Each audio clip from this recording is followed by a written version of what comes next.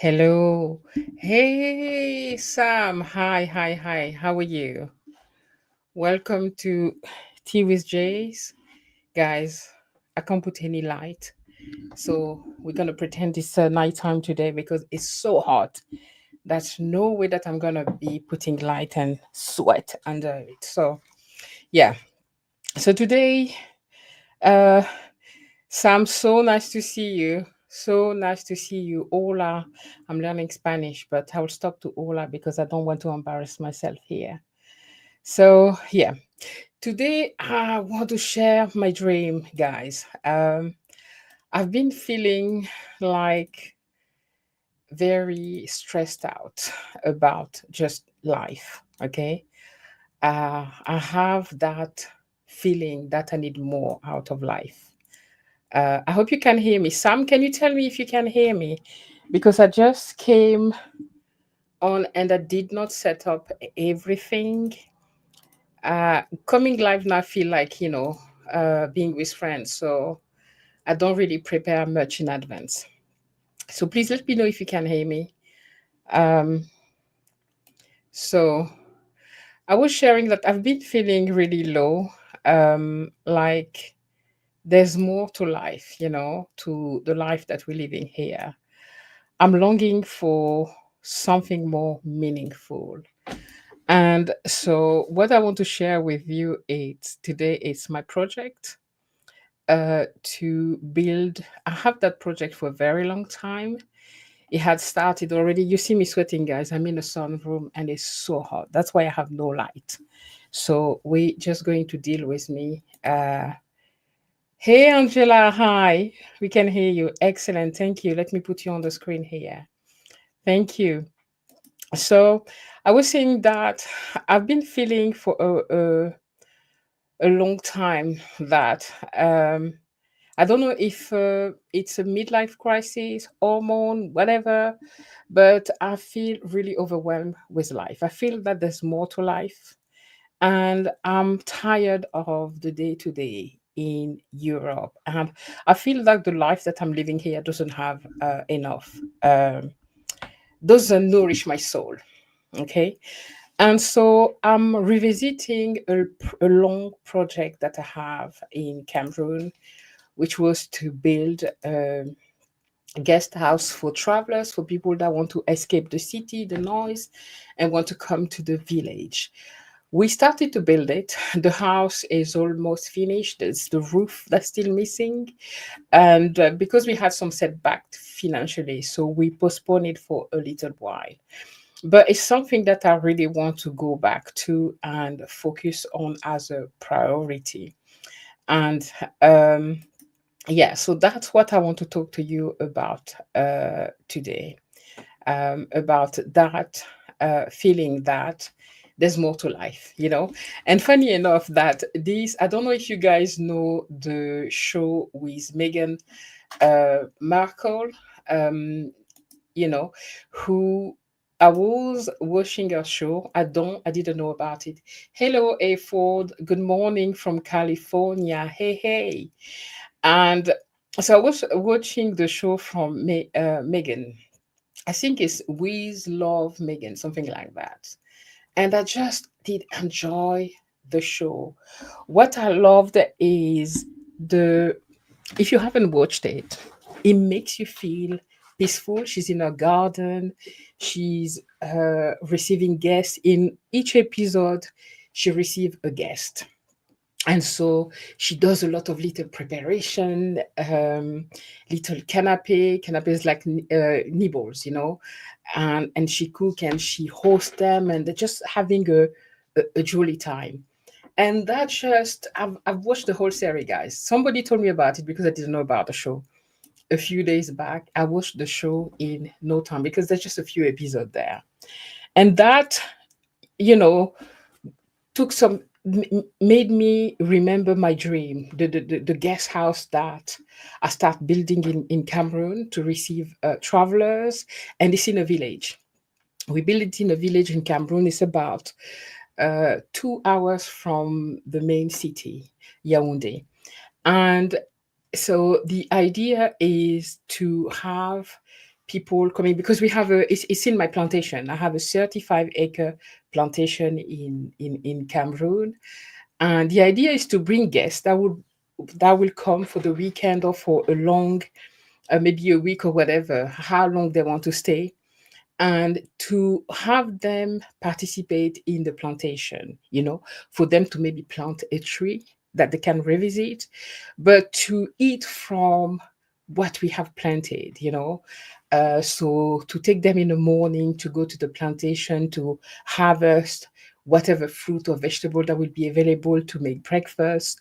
I used to grow. I used to have hens. Is a hens, to eggs to have my own eggs. We have lemongrass. We have moringa tea. It's amazing. So we have 10 acre of moringa, where I used to do like a mix of moringa and lemongrass in a pot. You don't boil them. You just pour hot water over it.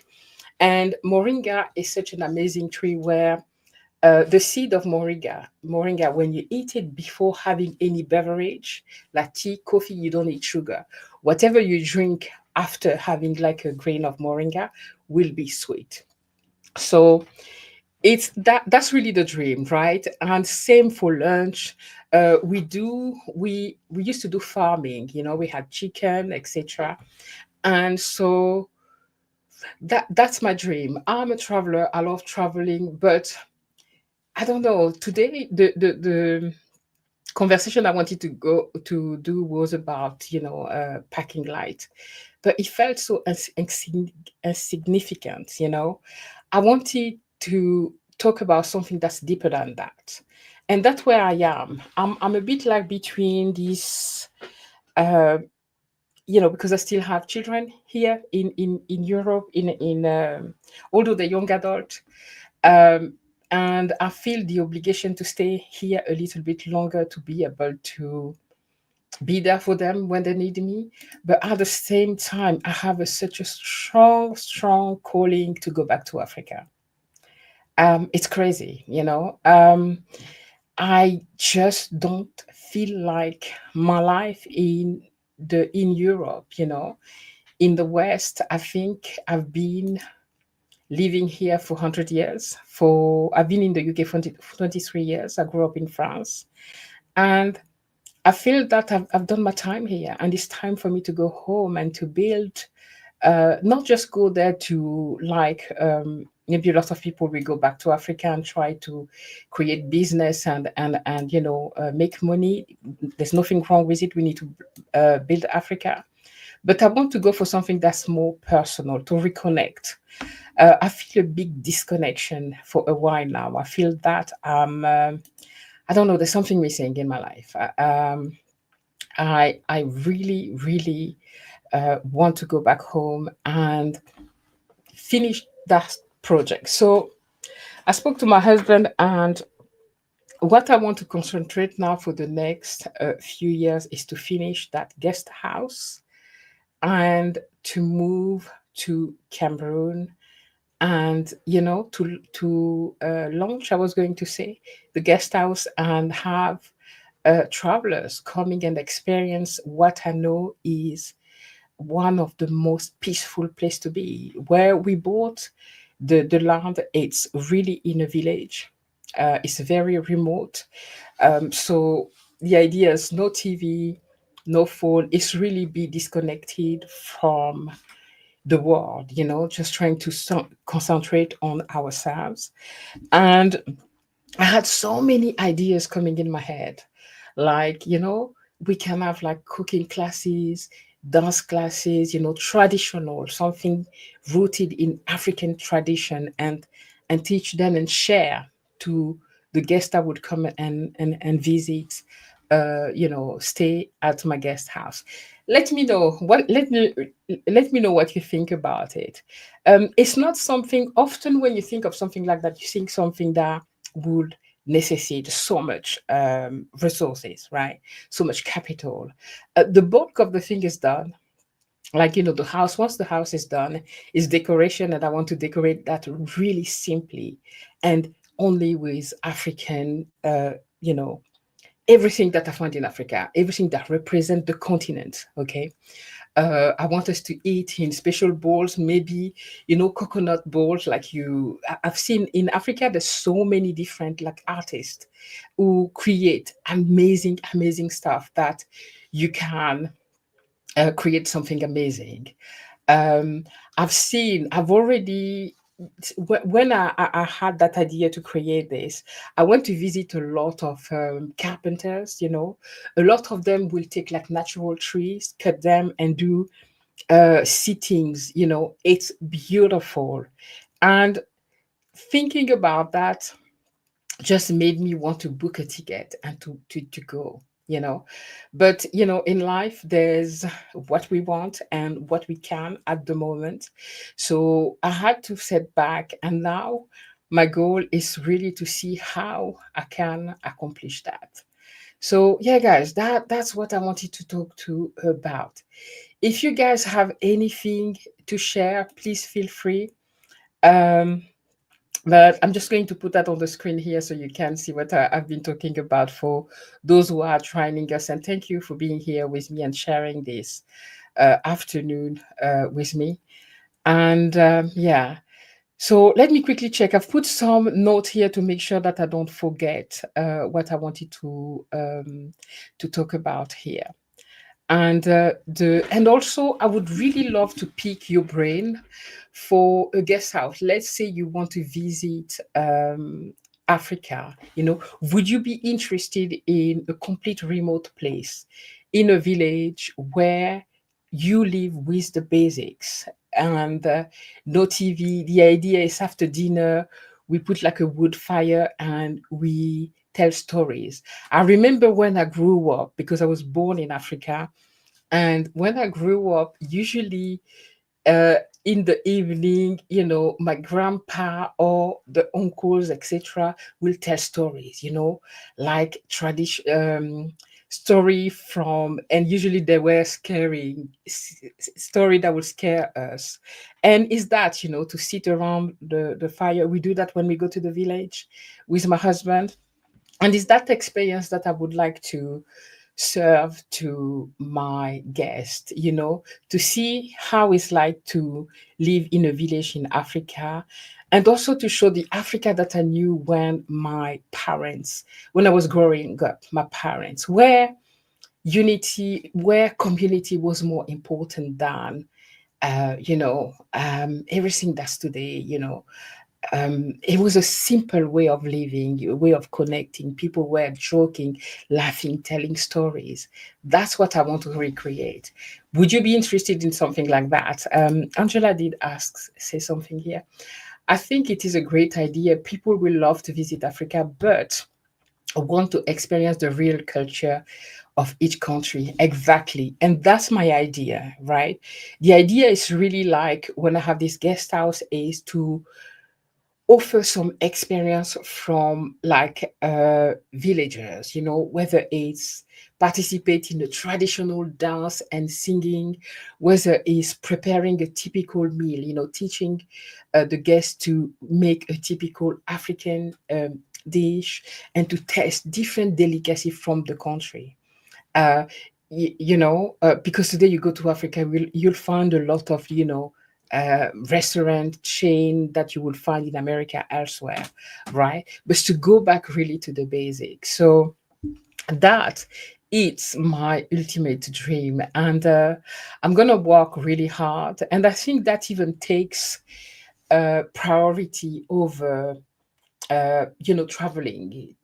Traveling will always be a thing, but we can do that cheaply today, and focusing the bulk of my investment and saving into finishing that guest house. Hey, Mimi, hi, darling.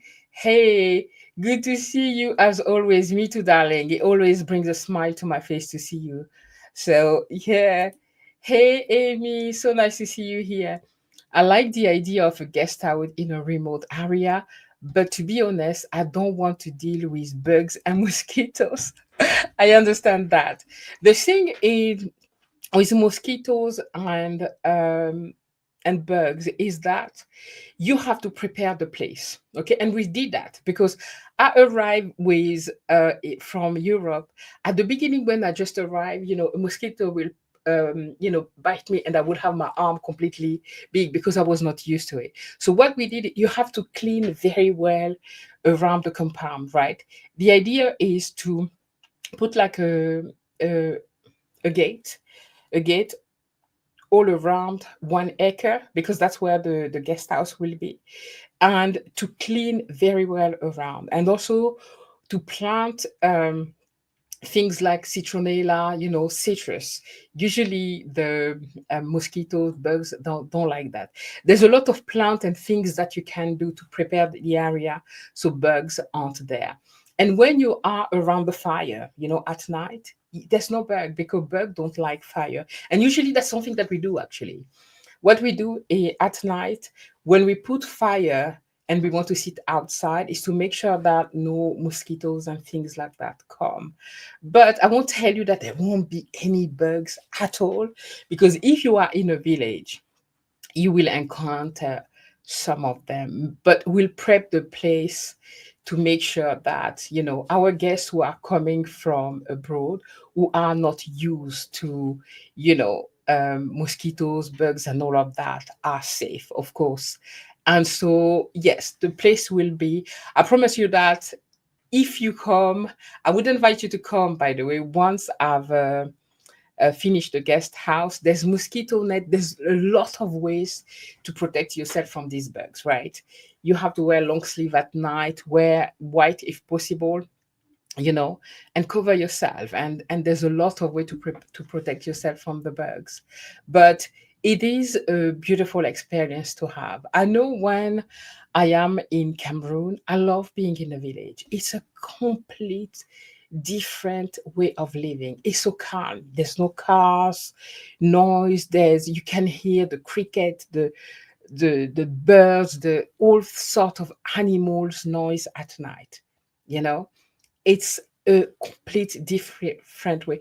And I don't know, I'm longing more to this quiet, peaceful, more meaningful way of living than what we're doing in Europe. I'm tired. I'm tired of working. I'm tired that, half of what I'm earning goes to tax, most of it goes to pay bills, and you hardly left with anything to live, to enjoy life. And it's just a boring life for me today. It was good at the time. I'm not saying, it was wrong to be here. It's amazing. It taught me a lot to live in the UK. It's a country that I love. France brought a lot to me as well, gave me a lot. I would be very hypocrite to say anything because the woman that I am today is thanks to my adopted mom, France, who raised me, and gave me all these opportunities, and the UK as well. Now I've got enough to go back home it's like, I feel this sense, I've been feeling anyway, this sense of duty of coming back and giving back to the people that gave birth to me, to Africa. And I want to be part of Sam, I want to be part of the people who will rebuild, Africa, and do my part. It's very important. And if that means just bringing people and changing the narrative and letting people see what Africa it is, that would be amazing.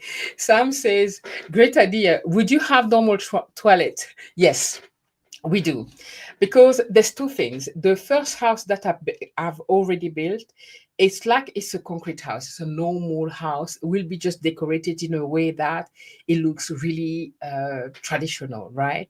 But I also want, that I haven't done, I wanted to do some little, how do you call it? Chalet, outside, typical, but there's traditional toilet. But now, if you want to go in the wood, or in the traditional toilet and have that experience, that will be also necessary. But today it's not necessary to have to go in the bushes, right? Having normal toilet doesn't give those I don't think he remove the experience. I don't think he remove that experience of being in a village in Africa is something different, cooking from, I'm sorry, I get excited and I shout. Cooking from the wood, wood fire, and it's a different experience. People sitting around cooking together. It's something that I don't know that I want. Uh, oh, I'm having my tea with Jase. Pause. There's some fruit. I need to let it cool down, guys, because it's so hot. It's so hot. Sam says something great. Agree 100%. We can experience nature with normal. Exactly. We don't have to have the compost toilet, right? I did experience compost toilet, at the beginning when we arrived, we didn't have toilet there because we bought a forest. There was no road, no nothing. We used to go in the bush. We need to, I experienced all of that and it was fun, right? But for people that will come, we'll do a bit of a clamping, right? So you can experience living in a village, you can experience African tradition, food, culture, dance, music. You know, I don't know how to say that in English. Les contes africains. It's like, there's elders telling you about the old stories in Africa. It's better than watching a soap opera. Okay. When you have somebody that knows how to tell, guys, I don't know how to say that in English. I just know the conte africain. Sam, maybe you can help me there. Um, and it's better than watching a movie. There's the suspense. Usually you in the dark, and so they have a torch. When they talk, and suddenly they may, put the torch at you, and they will tell you. And usually, it involve like spiritual African tales. Thank you, African tales. And usually, oh, I lost my train of thought. Uh, Usually, those stories include, in Africa, we believe in ghost. We believe in speaking to the dead. Guys, don't go, don't go, don't go. Okay. Uh, so I remember when I was a kid being afraid because there's an old uncle telling us stories how a ghost, and suddenly it will make a noise. You look around you to make sure that the ghost is not there, is not going to get you. It's such a beautiful, beautiful experience. And I really want also my kids. I'm hoping that my kids, 2026, very difficult for them to reconciliate with that part of Africa. They want to go to South Africa, but where everything is done. But you ask them to go to the village, it's a little bit different to be without internet, right? It's not that there's not a signal or anything, on in the village. Most villages in Africa today have internet. You can be connected, guys, but we're gonna put your phones away. We're gonna ask you to put your phones away for a moment so you can. I know that when I'm there, I don't want to have internet. I don't want to use my phone. I don't want to be, because it's so interesting to leave that. And we have a river as well, right, where you can go and bathe there. It's clean, don't worry. And usually you will have the how do you les sages du village. Les sages du village are like the elders, the one that have the la sagesse. Guys, I don't know what is hard. English is escaping my brain right now. Who have the wisdom, the try. They tell you that if you get washed in that river and talk about what you would like to have in life, whatever you, when you wash in that river, it will cleanse you, etc. Whether you believe in that or not, when you come out of this, hey, for thank you, when you come out of this, this shower, I was going to say, you see, after this bathing in the river, you feel some sort of way, and you have to go with an open mind. You have to leave what you know behind. You have to understand that where you go, it's a different culture, It's things that have carried Africa to this day, our traditions. And that's what I want to come back to. And there's another things that I would like to go and do in Gabon, where I'm from, where I'm born. We have a lot of initiation. We have something that's called le bois amer. It's iboga. Iboga is a plant. What look for that, guys? I see if I can write it down in the comment for you to check for that. Iboga is a plant that help you to see. It's not sorcery. Don't be scared. Which helps you to see what your eye. It's like the third eyes, right? Like the Asian or whatever we'll say.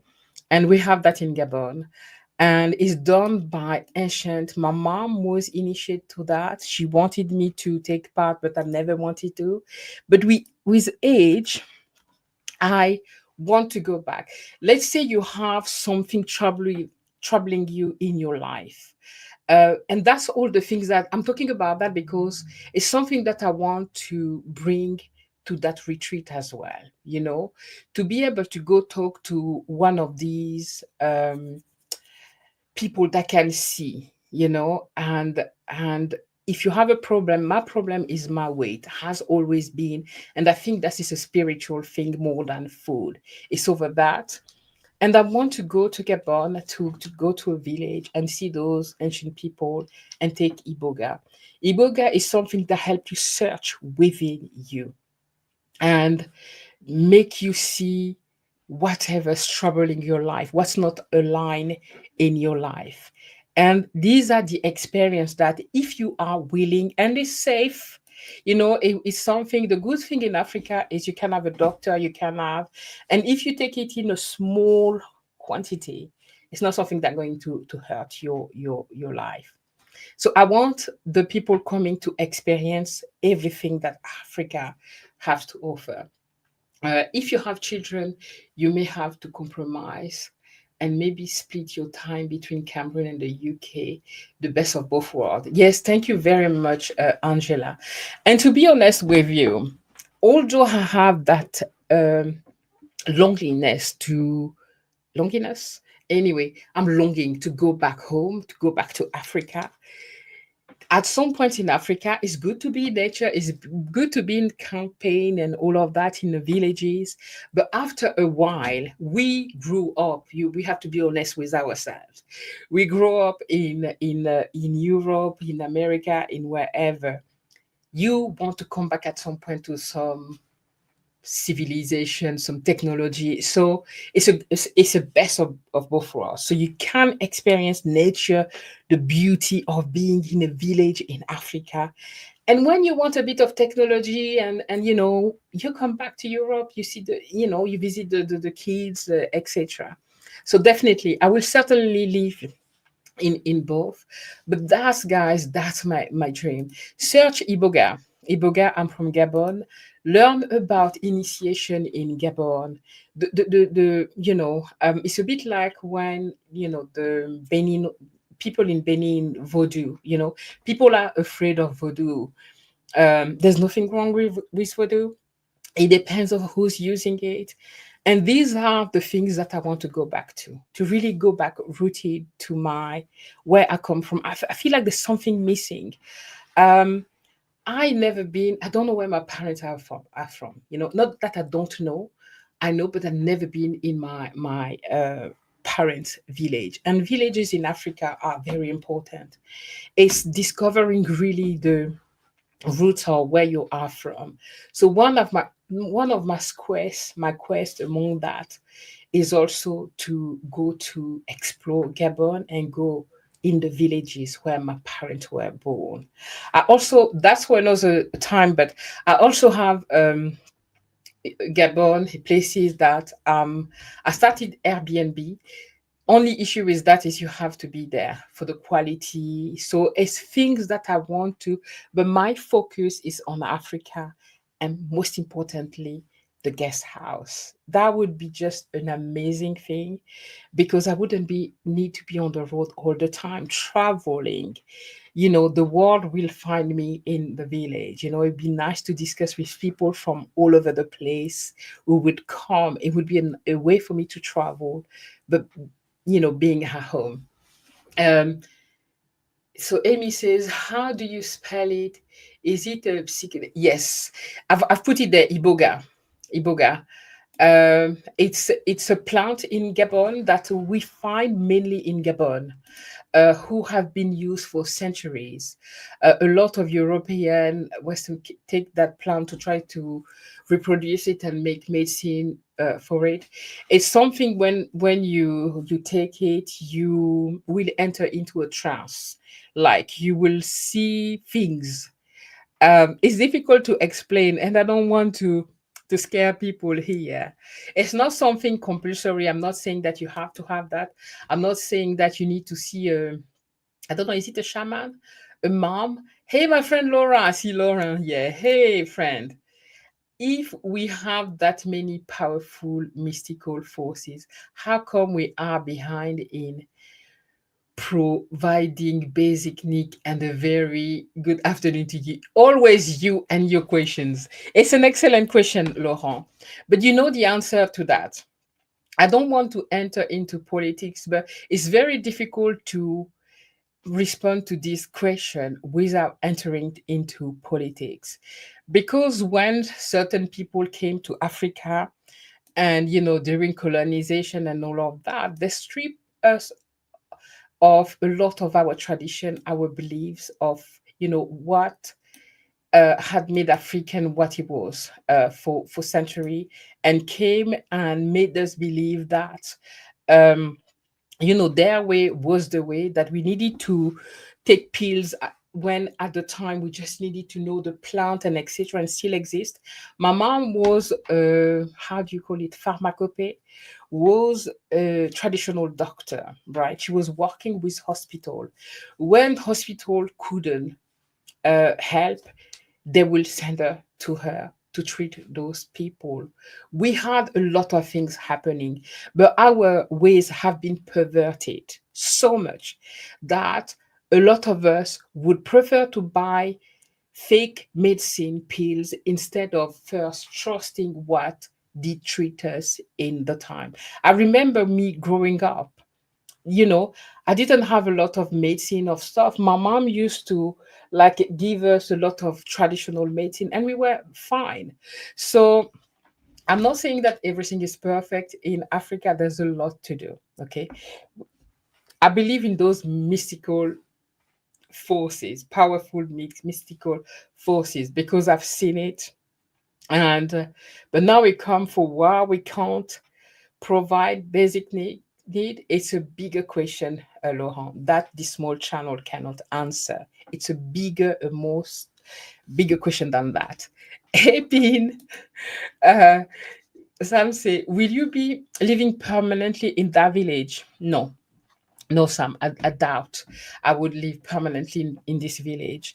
I think the village is a good time to, because I'm not retired yet, and even going to Africa, I will still need to make money. So although there's internet where I am in that village, it's not, the signal is not strong enough yet. It will certainly be later, because a few years back they were coming with like the, how do you call it? I forgot. Anyway, they were installing all the infrastructure, so we have a good internet signal and all of that in the region. So it will come, but because I will still need to work, I think it's something that I will do time to time when I have guests coming up, or when I just want to go away from the city and come to the village, right? To have that break from the life.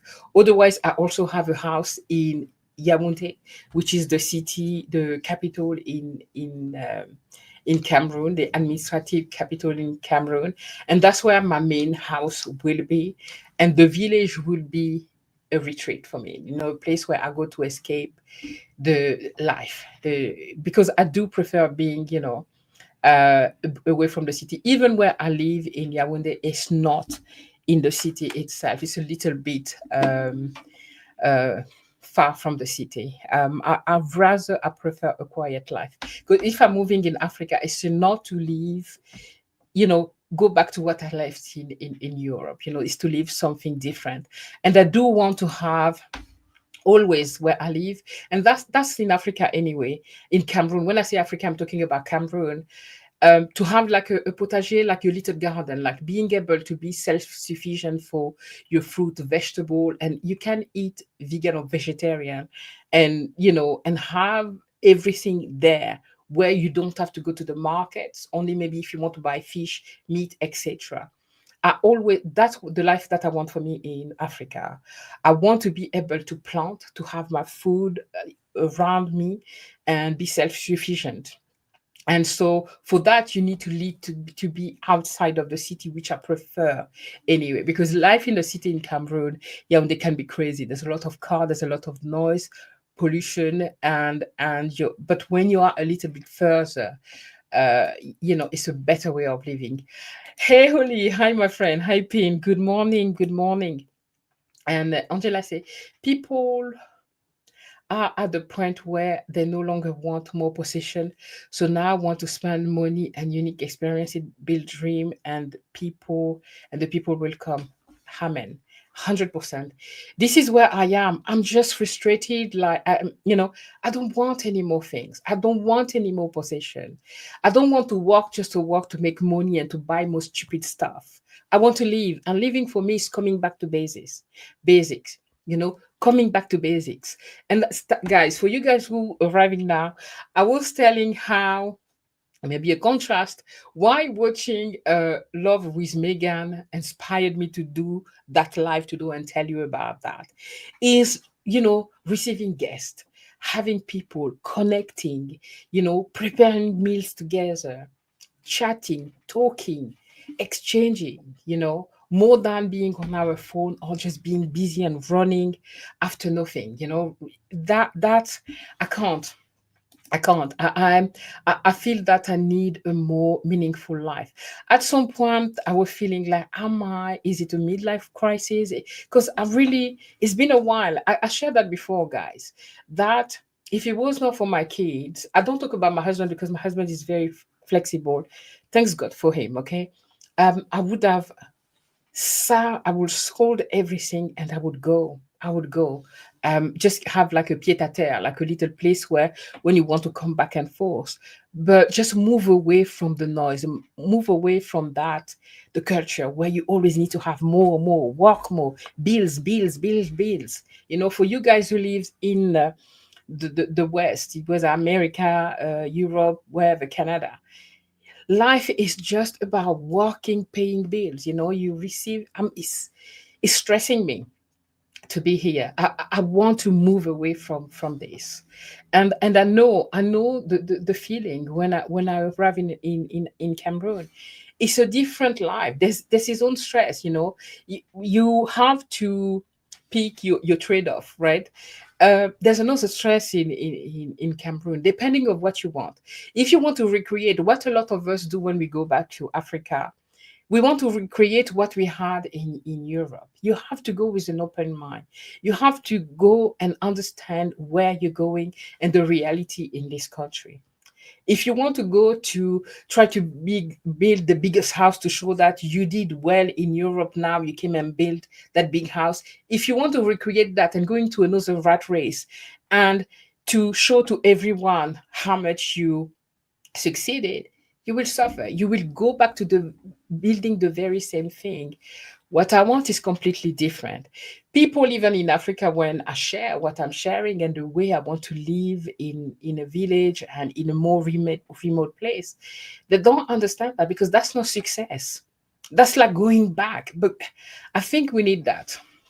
I need that. I feel that I'm ready to close my bag to go, to harvest my eggs, to eat from my trees. And there's nothing better than eating what you planted, guys. Oh my goodness. When I am in that village in Cameroon on my plantation, you wake up in the morning. Sorry, guys. You go take your lemongrass, your moringa, you do your little tea, you go collect your eggs from, you know, you go collect your eggs, you eat from the tree. We have those avocado, who the taste of these, they like butter, different, you know. Bananas in Africa taste like, I don't know, ice cream. Okay, because there's nothing. We do organic farming, meaning that we don't use any chemicals. So what come outside of my plantation is very organic. And so, and I used to have like plantain fried in the morning, you know, and with my eggs, with some vegetables, also pineapple. When I was there, I was planting a lot of food that I didn't need to go to the market at all, because I had everything ready. And I used to be vegan. So for me to eat vegetarian most of the days without having to eat uh meat and all of that is not a problem for my husband has his own idea as well. It's because he's like a meat eater, so we'll be doing farming as well. And so there's a way of cooking meat underground or with traditional um oven we have, and that's the dream. And I'm trying to really um talk to him into uh, leaving behind what, the idea of trying to make a lot more money before we go. The thing is, we often trying to um, delay things, right? Because we expecting that perfect time, that's perfect moment, that's perfect amount. I know there's preparation to go. We did it once, we fell, we came back, right? But I'm more confident this time because when I went for the first time, I went with the goal to make money. You know, I went with the goal to almost unconsciously recreate what I had here. I wanted the house like here, big like here, everything. You can have the house and everything, but you're missing out of a lot of things, because then you're going to work harder to maintain and that the lifestyle that you had, you need to work more too. And I'm going back with a different way, with a lot more, being more humble. Okay, it doesn't mean living like somebody that in Africa anyway. There's so much richness in Cameroon. With 500 pound, guys, you can live like a king. You can have somebody who cooks for you. You can have somebody who drives you. You can have so much service. You create jobs by doing these jobs to the people around you, and you can live well. What can you do with 500 pounds in the UK? No, nothing. You can't live with that. So, yeah, guys, that let me quickly go. If there was, oh my gosh, the question. I'm sorry, guys, I was not looking. I'm sorry, I was not looking. Pin say, I just picked up somebody Ubering yesterday, and he has 3 jobs a day where he's not working. Long hours is a 8-hour shift. I'm like, that's a normal shift. They told me, I just picked up someone yesterday doing Uber. He said, yeah, it's a short day for me, only 8-hour walk. I'm like, that's a normal day. I know, that's crazy, isn't it? We see that's so normal that working 12 hours or 14 hours is something normal. And I did that as well, doing 2 or 3 jobs. Until when? When do we start living? When we dead? That's what I told my husband. It's like, yeah, but I want to make a bit more money maybe in 7 years. I'm sorry, we 50 something. In 7 years, we'll be 60. Are you sure your health will be with you? I'm sure that my health will be better in Africa. There's something in Europe is what we're eating, the food we're eating is full of. When I go to Africa, I don't diet. But for some reason, if I spend a month there, I've lost 10 kilos. Just because the food that we're eating is different.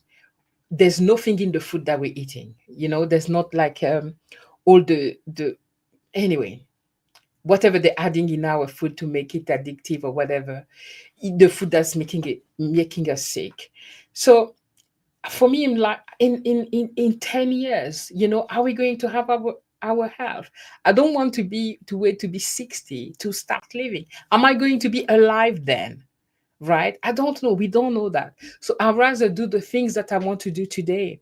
So that's the little battle with my husband. But I know him. I'm going to go start my things, and he will come and feel like, that's not bad. And he'll join me. Um, Let me continue reading. He says he worked like 80 hours a week, and he's young. He's a young kid, I remember, doing the 70 hours a week, and it got so burnout. And I'm in my 40 and he's in his 20s. I know. This is crazy. Hey, Hope, so nice to see you, my friend. I've shared that several times. There's something that I tell my kid, and I'm so proud of them. I don't know if I shared with you. I'm sure I did. Like my 26 years old, after coming after university, she has a bachelor in, what is it? Bio science, something, something. Anyway, and so she had a high pay job where she was earning like more than I ever earned as an employee. And she did it for 3 years. And she's like, Mom, this is too much for me. This is not the life I want. She quit that job to find a job that allowed her to work less and to have more time for her to follow a passion, because she sings and she does other things. And I see that with my youngest as well, who's 22. I don't know the gen, is it, how do we call them, Gen Z? Anyway, the younger people, the kids, they have that understanding that working, I mean, that kid, I don't know, the kid that you're talking about who is in his 20 and working 80 hours. For me, my kids, since they were very young, I told them that, life is more important than how much money you're earning, having a quality of life, having experiences, spending time with people that you love is more important. Yes, in this world, we need money to live, but there's a way to earn enough money, and we need less stuff than we think we need. We want more money because we want more things. Have you seen a lot of people, even yourself, where because you were earning that amount, now you're earning that, so your need also increase, the house become bigger, the car become bigger, you're now shopping. That's it's us, it's that mindset that we need to change, you know so I don't even know if I'm answering to the question here or what you say, but it's crazy. That kid, I know, he burned out, and that's normal. And we in our 50s, I'm sorry, or 40s, yeah, I've done enough. I worked enough. I worked very young. At 14, I was already working. So no, no, it's time for me to retire. Missing out on life, joy, lightness. Absolutely. I can't anymore. I want to live. I want to enjoy. I want to go watch With Love and Megan, with Megan or something. Megan Markle thingy. The way she received a guest. I know it's a show, but imagine yourself, creating that moment with the people that you love, crafting lovely. You don't need a lot of money for that. That's what I love in the show, is where you take like something simple, an ice cream. For us in Africa, you take coconut, you crush it, you put it in the freezer, and you have ice cream. But the way you decorate it, with some moringa leaves or whatever, you present that, and then you share a moment. You don't need a lot, but we need to come back to connecting, you know and that's something that I'm changing for myself as I'm moving um up north soon. I want to have a social life.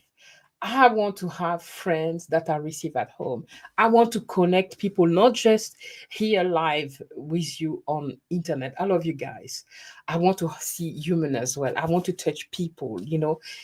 It's very important. I think it's something that's missing. That we're living more virtually than you know um you know uh, in real life. So the goal for me is to have enough money to feel free to choose and have a soft life. Yes, but now you have to define what is having enough money. That's what the question that I was asking my husband. What is enough? you know 10 years ago, he told me enough would be this. His goalpost keep moving. First, we wanted this house and we ended up, guys, I made all the mistake that I'm talking about here. We built three houses in Cameroon and two houses in Gabon. And we have a house in the UK. That's a lot of money. We have to walk so much. Where does it stop? Right? That's what I told him. It's like enough is enough. We've done enough. We gave back. We shared. Now it's our time to have that soft life, and rest and relax and enjoy the fruit of our labor. So, Hope, it's very important for you to, you know, define what is having enough money, because that enough has, and keep pushing, with what you want. And a soft life, yeah, girl, a soft life is exactly what I need. I can't hard life, it's not for me anymore. I'm past that. With my gray hair, I need to relax. I need somebody to pamper me, and I want to pamper people. That's why I want my guest house. And guys, you will be all invited.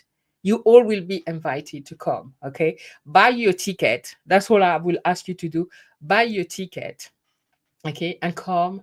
And I will show you what it is to relax and disconnect.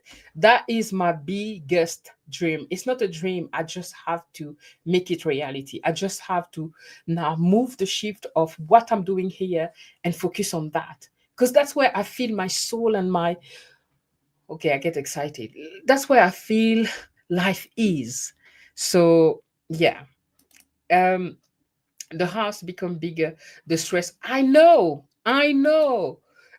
Preach. Yes, I know. I'm so I'm so excited when I talk about it, because it's it's thank you, Mimi. You know what I like, Mimi is very young. Mimi is the age, Mimi, I'm sorry, I'm pointing at you now.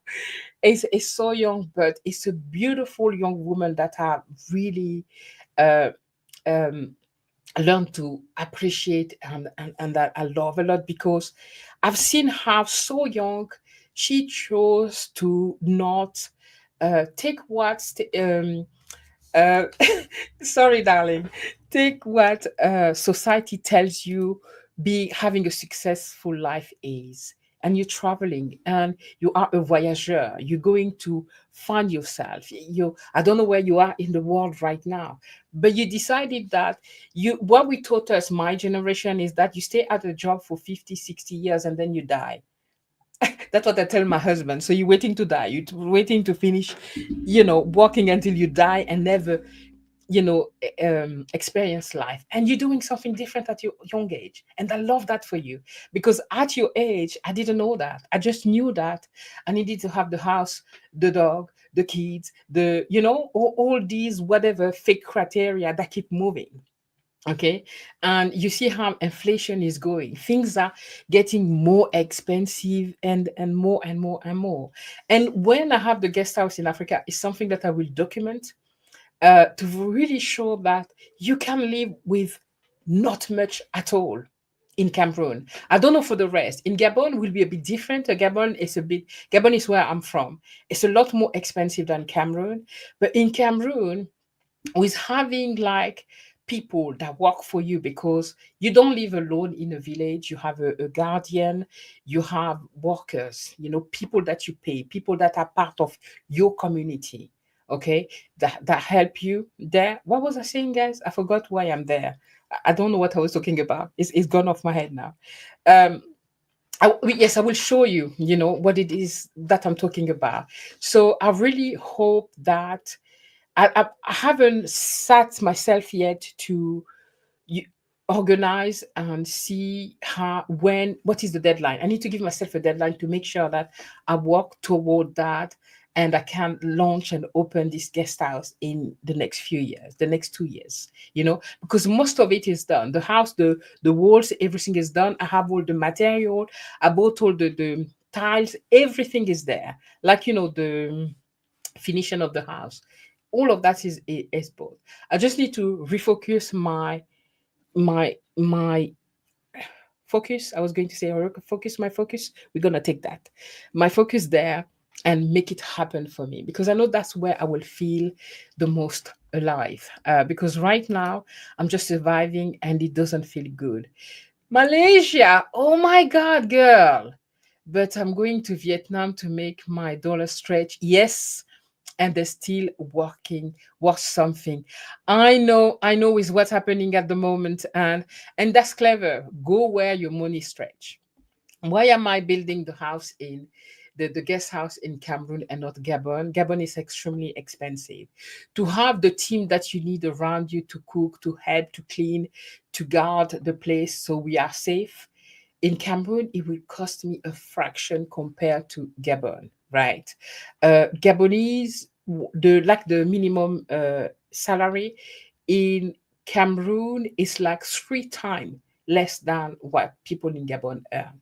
So my money will stretch more in Cameroon, and we can eat from my plantation, right?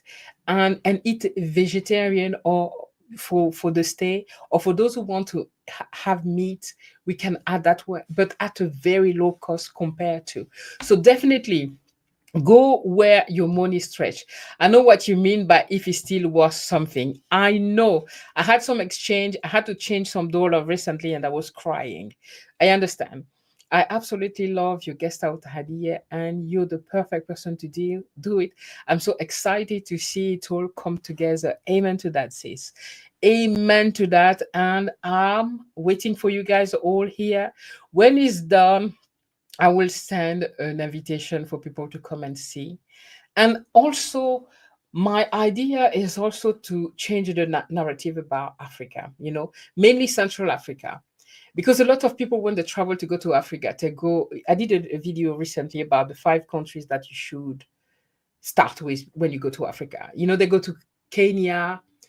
It's amazing, okay? Africa is amazing. Wherever you go, it's great. People go to the same places. South Africa, Morocco, Kenya. It's good. You own the continent, but explore elsewhere. The thing with South Africa is very Europeanized. I mean, you guys know the story of South Africa, okay? But still an amazing, beautiful country. Namibia, etc. Central Africa, Gabon, Cameroon, the two Congos. Uh, Chad is different. It's a bit like a lot of things happening there. There's a lot of other Centrafrique. These countries are countries that a lot of people don't visit at all. I understand that it's not very touristic, but it's so raw, so authentic. You know how a lot of travelers says off the beaten path. Is that how you're saying it?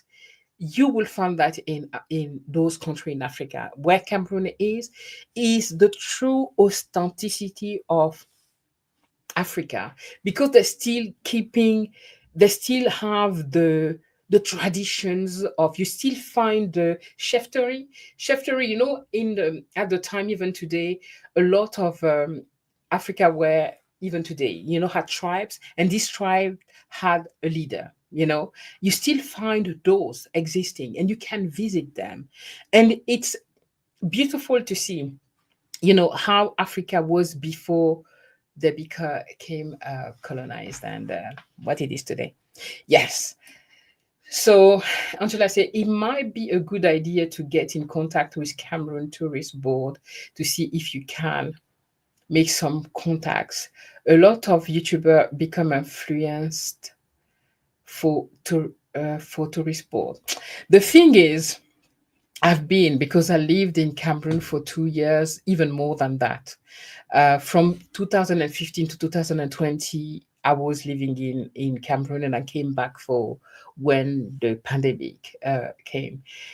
Tourism is not something that is really, unfortunately, developed in Cameroon yet because of the corruption. And unless it benefit somebody's pocket, they don't see the value of. So yes, you have to work with them. Not you have to. You can go see them and see how, they can help you implement. And but it's complicated because it's not that straightforward. There's so many different level because somebody want to gain from you, for something that you want to benefit and to showcase the country, to the world. They don't see that, they don't see that. There's not a personal gain. Yeah, but thank you for that. I will definitely um yeah, definitely. I will go and check. The last time, that was a long time. It might have changed today. Thank you for the idea, Angela. Definitely.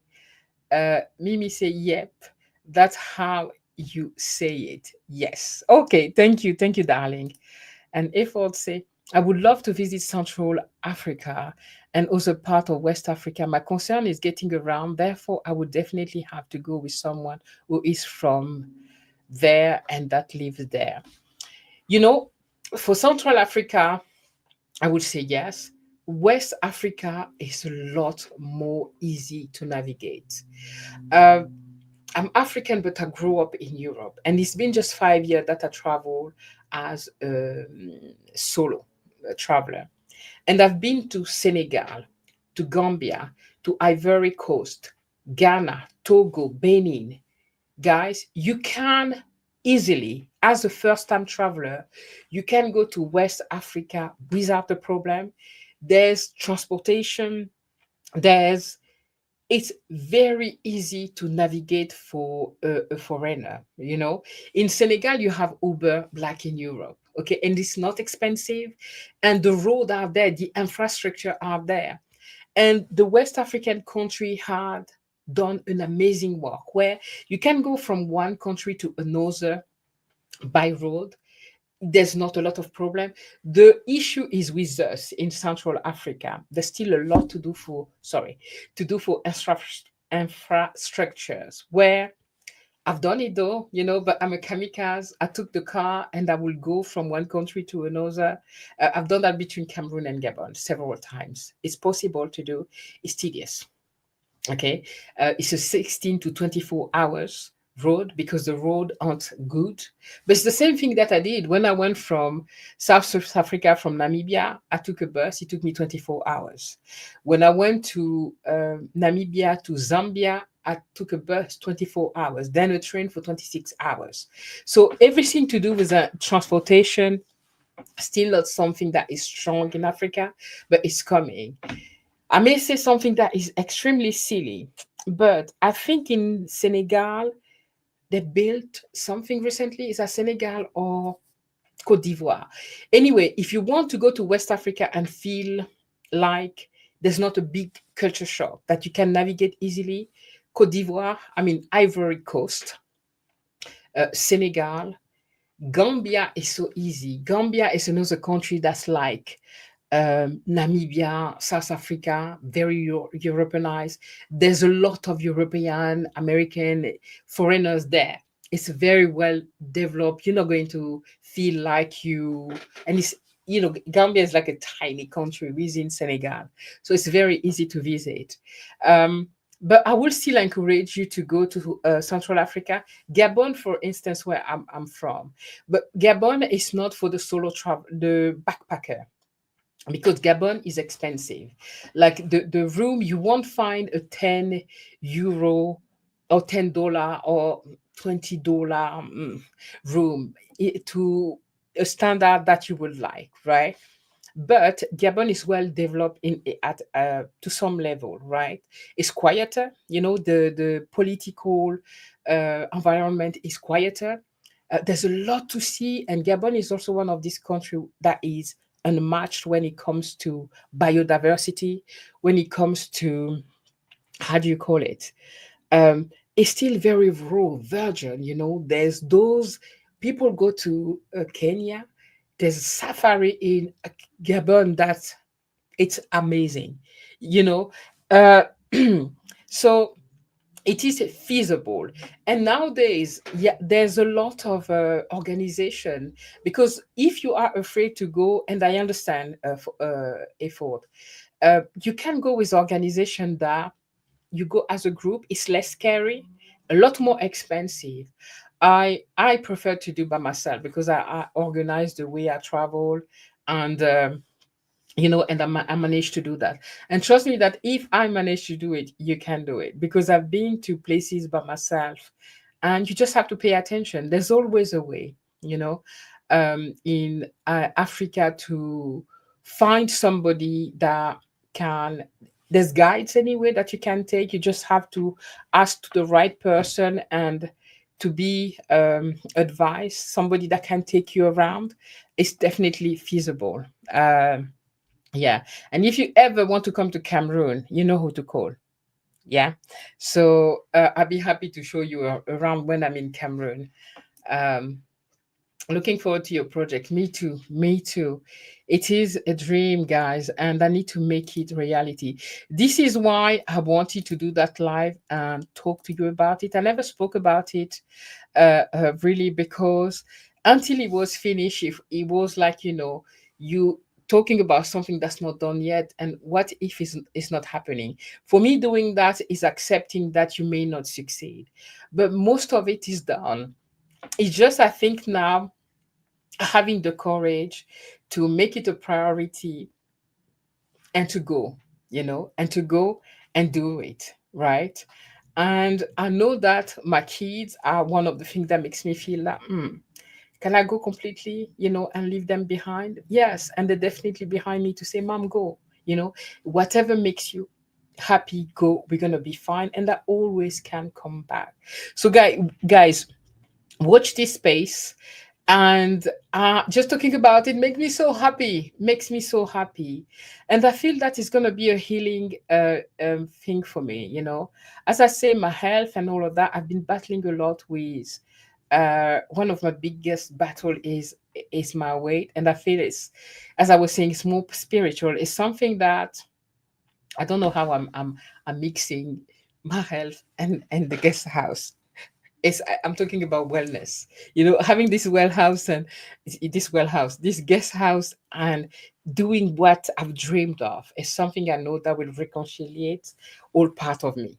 Okay, because right now I feel disconnected with life.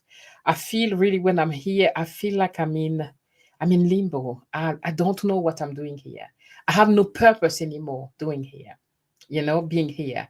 I've done that. I've raised my kids, I've done whatever I needed to do. Now I need to go and finish my guest house and have you all coming. Um, Let me see if there's other message. Did I miss anyone? Let me see. Oh, guys, I'm sorry. Did I miss anyone?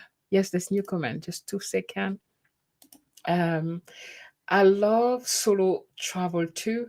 My kiddos are 3 and 6 babies. So maybe when they are a little bit older, then I will get back to solo traveling for more than a week. I know, I know. This is why freedom. I told last time that my husband, at some point that I'm turning 45 or 40, is like, he wants another kid. I'm like, I'm sorry. What do you mean? Like, no, that was before. Now that the kids are big, they can be alone. You want me to have another kid? Kid are good. Raise your kid. It's cute to have children, but at some point we want to leave. I'm sorry. I'm sorry. Um, so when your kids are big, when you've done your work, and now you can enjoy life for you. This is why people tell me so often, why do you tell your age? A woman should not tell her age. I'm 50. And I'm so happy, because I always say it's a superpower. It's freedom being at that age. Because it's like you've done everything that you'd wanted to do in life, what you should have done, what the society say you should done. Now it's about you. And it gave you that permission to say, okay, now it's about me. You will do. Life is a season, effort. You're in that season where love your babies. 3 and 6, the babies. And I find it amazing, by the way, that you can travel today for a week, meaning that although your kid are 6 and 3 and 6, you still do something for you. I didn't do that when my kid were younger, and I regret that. It's not being I saw that if I sacrifice myself completely, don't exist, and I'm there just for my kid and my husband, I'm the most wonderful wife and mom in the world. No. Okay, because you taking that time for you, you're doing that for your kids, and if you married your partner or whatever as well, because you're coming back as a better person, and you're showing them also that it's okay to take care of yourself. Self-care is extremely important. So I'm very proud of you for being able to travel for a week. That is great. And then when they're a little bit bigger, you can travel with them. It's not the same fun because you still have to look after them, but it's fun. I traveled a lot with my kids. I took them everywhere. When I decided to travel, I took them to Thailand. They were teenager. I took them to Thailand. I took them to China, South Korea. What's the other place? Japan, and because they were in the manga and K-pop or whatever, and I was amazed I discovered my another side of my kids there. I didn't know that these girls spoke Japanese and Korean. You know, I saw them watching the manga, the this and that, and we go there and they are communicating. They're the one asking for direction and communicating. I was like, wow. So you can once your kid become uh, a bit older, travel with them. When they were the age that your kids are, we went to Disney a lot. I took them to Orlando, etc., etc. I would so love to visit you. You will, you will, may the universe, God, give us the opportunity to live long life, all of us, until 100. And definitely, Hobbitly, I would love, love, love to host you. Definitely. And we will. Mimi says, I definitely relate to that feeling. I think it's part of the whole idea of being seen trying when it comes to different goal we pursue for ourselves. Okay. Yes, definitely. It's I know what you mean or what I was saying because I'm late into responding to the comment. Yeah, exactly, Mimi.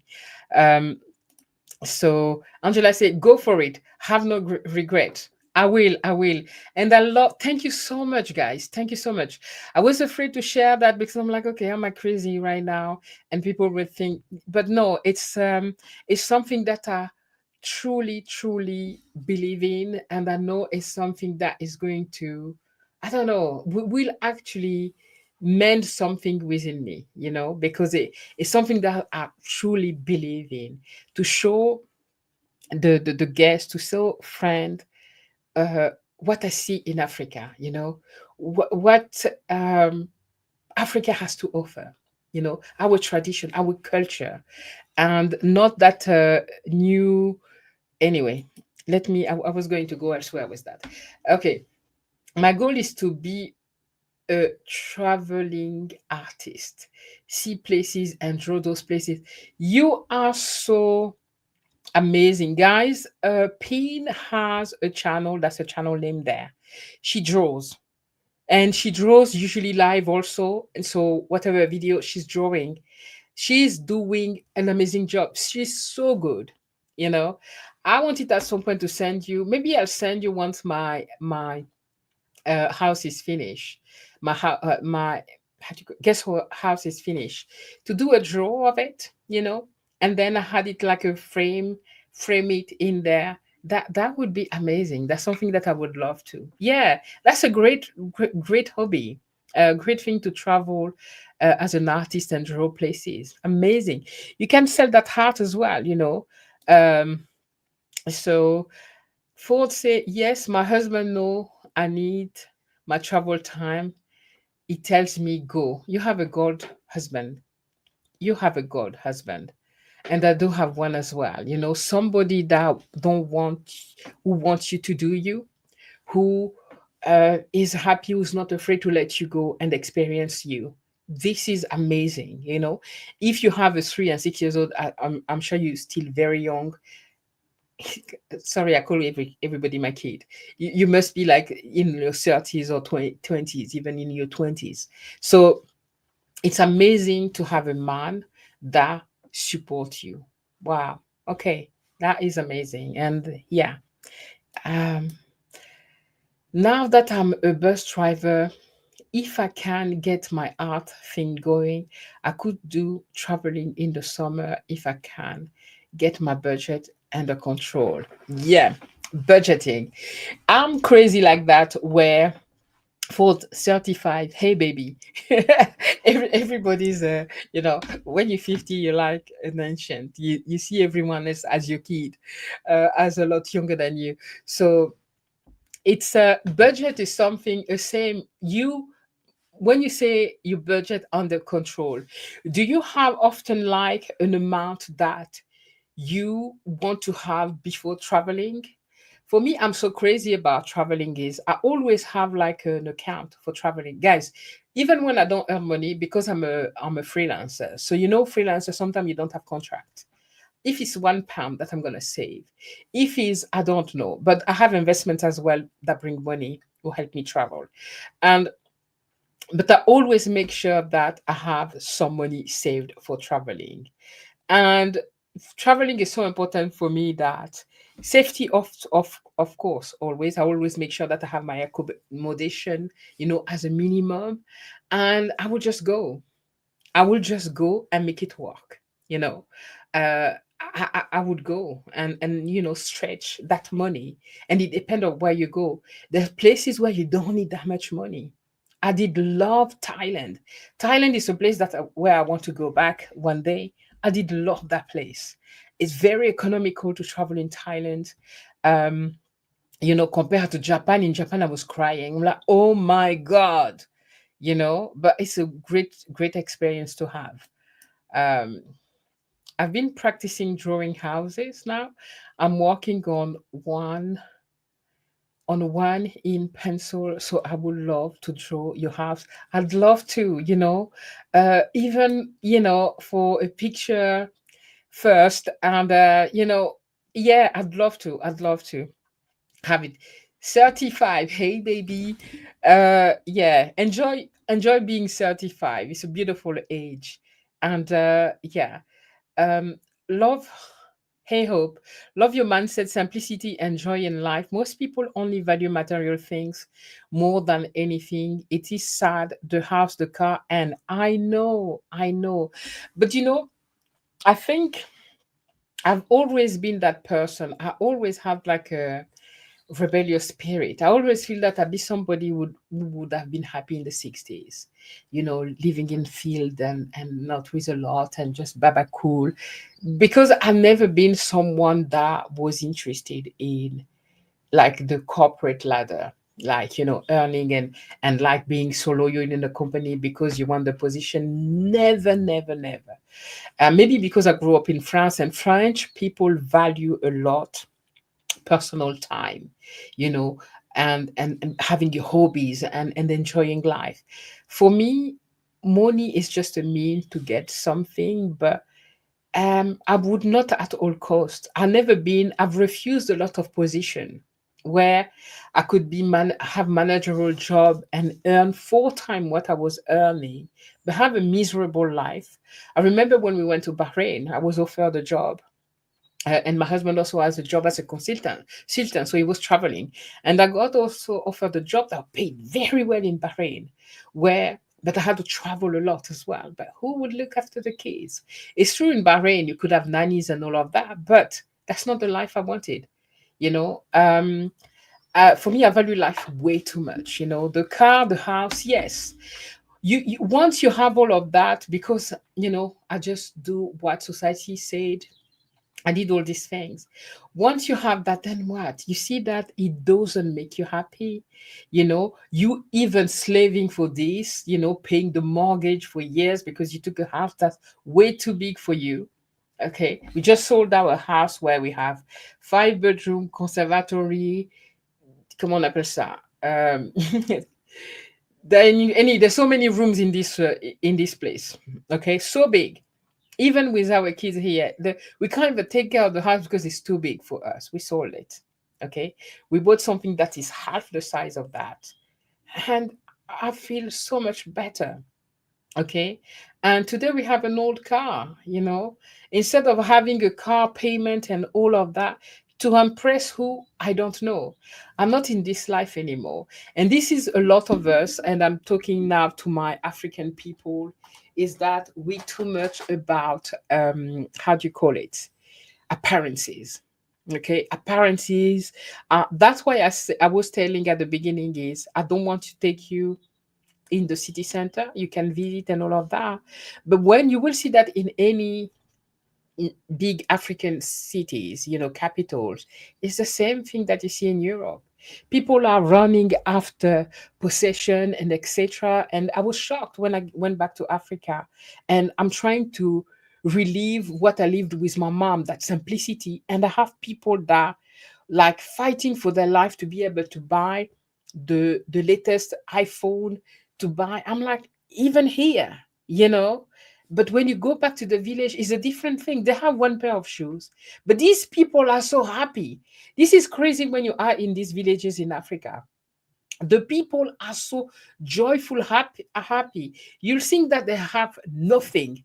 I remember when I just arrived in Africa and I was bringing a lot of things in the village because I felt that they had nothing.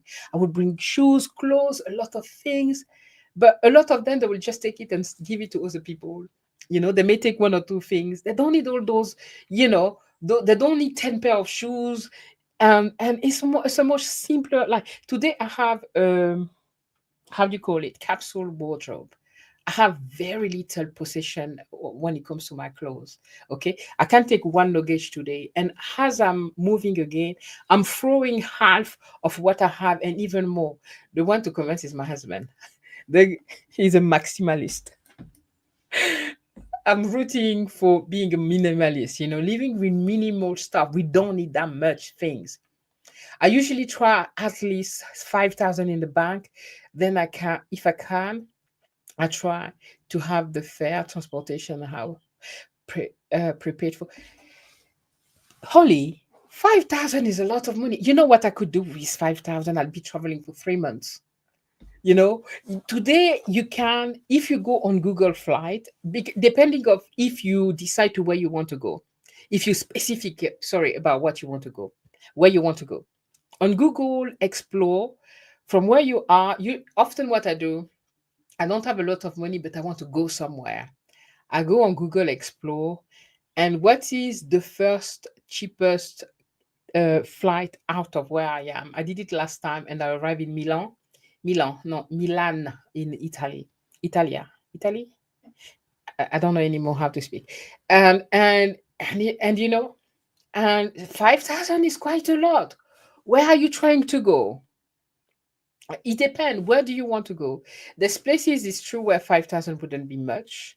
But girl, I'll do a lot with 5,000. But because when I travel, I'm a backpacker, I'm a 50 and backpacker. I'm like, I will eat apples and I'm actually healthier. I feel like I'm trying to deprive myself, but I'm a lot healthier when I travel because I will strip back to the basics. Having a fruit in the morning and not having like a full meal of something, and just to reduce my cost. And I feel a lot better. Yeah, but it's a great goal. I had that. My goal was also 5,000 pounds when I went to Japan and when I went to Korea and all of that, because the fare is already so expensive. And yes, you need that to go to this country. But I was going to uh, Japan, Korea, and China, and I managed to do that with my two kids. And we were living not cheaply. We were at Ibis. It's like a chain of French hotel where we stayed. And with 5,000, we managed to have I don't know. We traveled for a month on that budget. But I'm extremely frugal when I travel. Yeah, but that's good. That's very good, Oli. So uh, let me say, I think that's where the midlife crisis really comes from. That's when you've more than likely achieved all the things society tell you you are so great, and realize it's not really fulfilling. Mimi, exactly. That's the definition. The definition of uh midlife crisis, and I'm full into it because I can't with that life, that fake life. Now my kid, my daughter, my 26 years old, was telling mommy, you never encourage me. When I tell you I'm dropping this and I don't want to do this anymore, I'm doing that.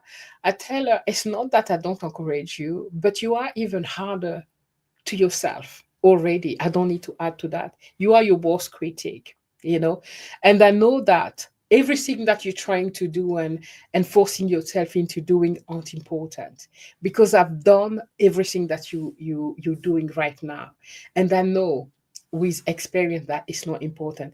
But if I'm telling you that, you won't listen to me because you need to make your own mistakes. So I'd rather encourage you when she's like, "Mommy, I don't want to do that and I want to do that." I'm like, follow your heart. As long as you're happy, sorry, as long as you can sustain yourself, you know, if means that you want to deliver pizza, that's your problem, you know. I'm not that parent, African parent at the time, you know, because she did medicine. And then she dropped off at some point.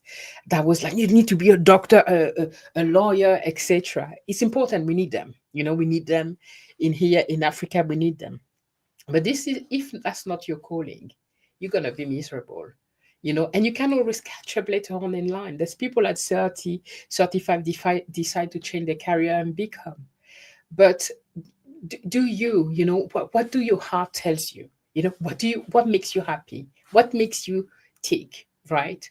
Try to follow that. Try to follow that. Try to listen to what you truly need for yourself. So I don't know where I'm going with that, but yes, yes, I'm completely in a midlife crisis. Midlife crisis just means that you now know what's important. We always see that as a very bad thing, because we see the husband who leaves the wife and blah blah blah, etc. For women, it's something else. It's something that is really deeper than that. You know, we see the true meaning of life, and we're rooting for that. So some say too much about status. I know. And unfortunately, Africa is that. You know, like here. It's, you know, the best dress. For me, with my hair, they're like, what happened to you? Why don't you go to, you know, the hairdresser, the other hairdresser every. I'm not saying don't take care of yourself. It's important to take care of yourself. But if you are parents and how you show up for others are more important, you know, and you're doing that for others, not even for you. For somebody who look a certain way and makes them feel good, do, you know. But if you do things just to impress other people, no, that's where the midlife crisis say F with all of that. And I'm so sorry, guys, I just swear. Okay. Yeah, globalization have wreaked our work on so many cultures. Yes, people have learned to assimilate into the dominant culture instead of maintaining their own. Mimi, you just said what I cannot express properly in English. That is exactly that I find in the Africa that I thought I know. It's where people try to assimilate, you know, where people wearing the traditional uh, clothes is something that's, not appreciated anymore. Trying to live like thinking that the way we live in Europe is better. And Laurent asked me a question earlier: why are we not having hospital and etc.? A lot of people are dying a lot in Africa because also today they rather go take um, the medicine, you know, that are made in the West, or people are making fake ones on the street instead of going back to what we knew. I know my mom, even today when I go to Cameroon, if you have a stomach ache, they may say, okay, go take some guayaba leaves and drink it, you know. Drink moringa, drink dole water, you know. There's a lot of different traditional medicine that worked very well at the time. But because we think that what is done outside is better, we're trying to assimilate to that culture, that an American dream, and, you know, European, whatever, is everywhere. We lose our own culture. What is good for America or for Europe may not be the same for um, African people. You know, it's not the same culture. It's not the same way of living. So yeah, we need to go back to basic. And when I'm in Africa, that's what I do. I really try to break those stereotypes, you know. And they don't understand that I go and I'm walking on flip-flops and I'm not trying to flash because, you know, although I lived in abroad, I really try to show them that there's more to life. And something else, you know, the village where I'm talking to you about my guest house. I took young people, even women, nieces, sister-in-laws to the village. They wouldn't even stay one night, you know, because they were not comfortable to come to the bare minimum. They were not comfortable. The African lived there, grew up, they never leave the country. But they're so used to the city that they rather be in the city, and they couldn't, because they wanted fast internet, they wanted, everything. Something was missing. There was not the corner shop or the whatever. Okay, and that's sad. You have a lot of people in Africa who like struggle so much to try to find a job and everything and a house. They all live in those small places. When they have land, in their villages, with like that the parents, the grandparents, they could live like kings. But we're trying to think anyway. Mimi, absolutely. What you said, you summarize what I'm trying to say here. Uh, Sorry, guys, just a second. Okay. I always try to have some money left over. Try not to spend more than 1,000, but the extra is for yes. Factor PCMA. Absolutely, Holly. You absolutely right. You always need to have a cushion, because when you travel, you never know. You never know if something happened. Even if you have the insurance and all of that, it's important to have some cushion to make sure that if happen, yes, you it's a peace of mind, definitely. Definitely. As long as you're happy, love that. Yeah, I know. I used to be that parent. I grew up in African family where you need to be a doctor, a lawyer, and what was the other one? I don't know. I tried all. I started medicine. I did the state, how do you call it, internship or something. Anyway, we went to a hospital. I saw blood and then I fainted. I'm like, no, it's not for me. I tried to become a lawyer. I also went to school. I tried. I was just miserable. I also tried to be an expert comptable. What expert comptable? An accountant. And like math and me, like one, I just know how to do 1 plus 1, right? I tried all of that because my family, so that was eight, you know, and I at first, I tried to do the same thing to my kids when they were younger. And at some point with learning and growing, it's not important, I'm happy with whatever they are. They're two beautiful, intelligent young women, and they will be successful in their own right. Whatever, they feel makes them happy will make me happy. So yeah, midlife crisis is important to reevaluate. Exactly, Hope. Midlife crisis also, is that thing where you've lived. Hey, hey, Vicky, I see you there. Um, you've lived the first 50 years busy, you know. How do you say that in America? Something about the Jonases, keeping up with the Jonases, the rat race. Like, it's everywhere. You need to work. You need to do, look after the kid. You don't leave. You just like in automatic doing what society say that you should be doing. And you come at 50 and you don't know all of that, and it's re-evaluation. It's like, what have I done with my life? Am I happy today? Is that life? Is there more to life to this? And I'm at that point, like, I can't. I told my husband that I'm gonna go forward, and I told him if he wants to continue working until that will be him, but I'm ready to go. I'm ready to go. And when he's ready, he's gonna join me. But I can't. I can't anymore. I want more. I want more meaning out of life. So, beat, um, beat you, a very wise woman. Thank you, my darling. Thank you so much. Lise, I'm going through a midlife crisis and try to figure it out. Uh, Quit my 70-hour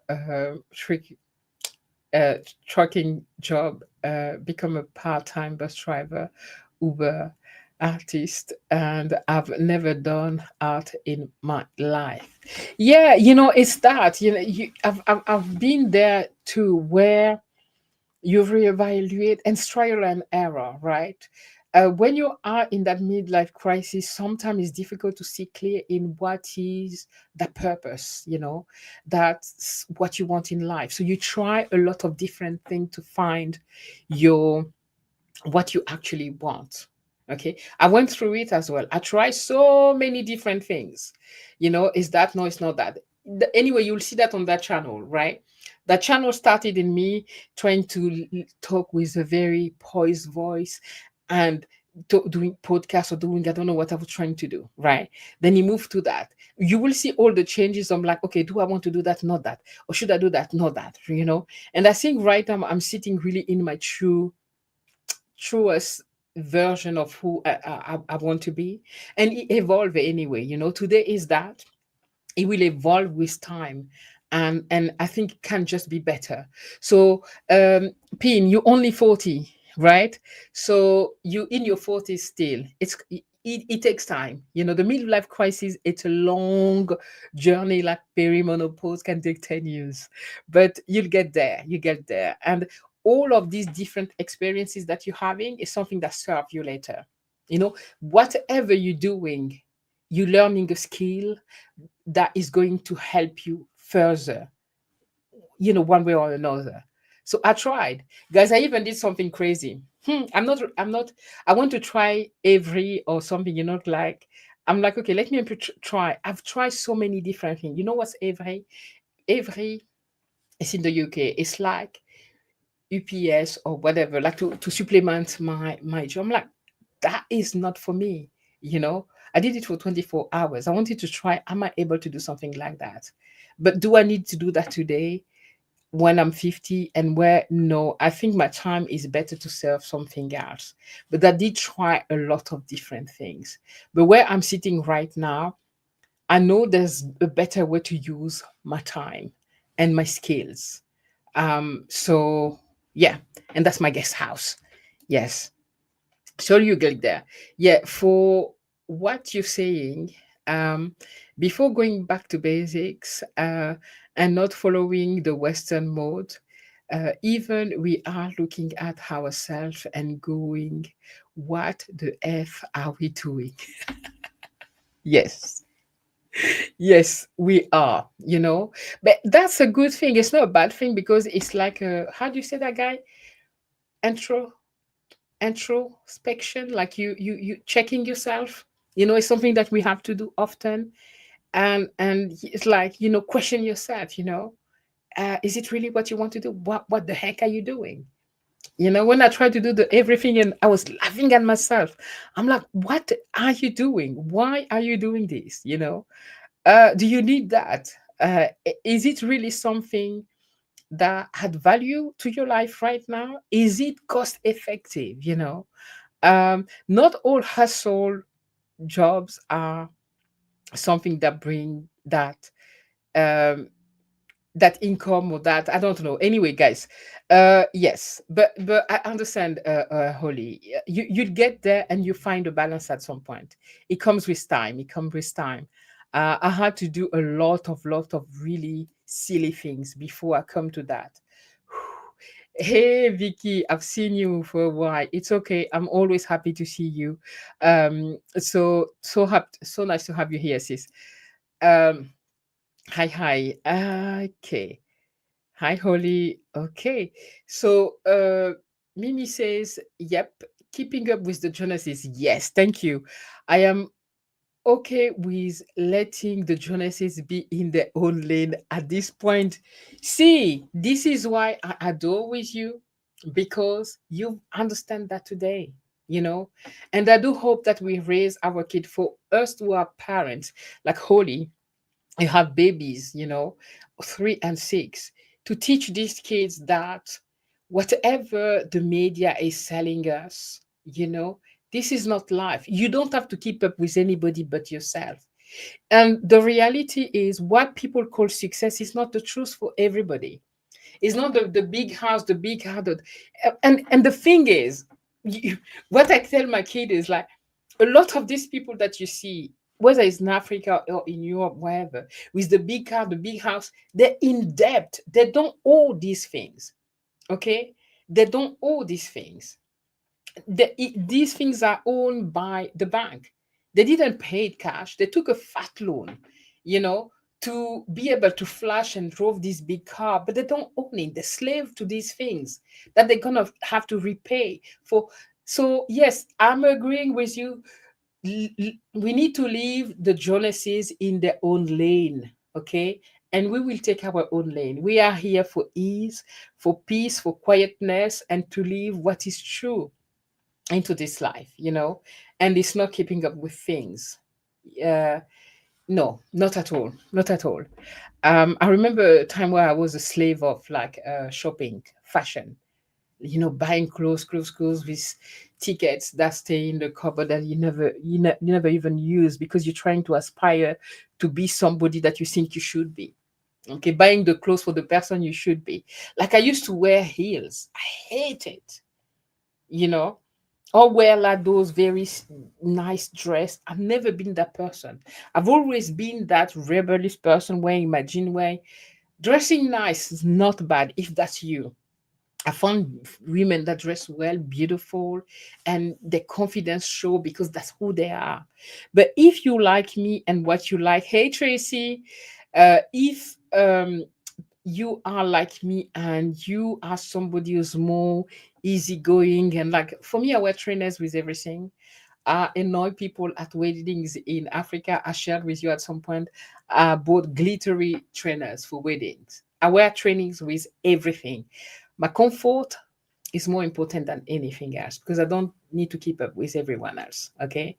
If you want to wear your hat like that and your clothes that are very, that's you, and your high heel, do you. You're beautiful. But let me be me as well. And that's what being in your midlife crisis and being 50 gives you, that freedom to be with you, and then let me be me.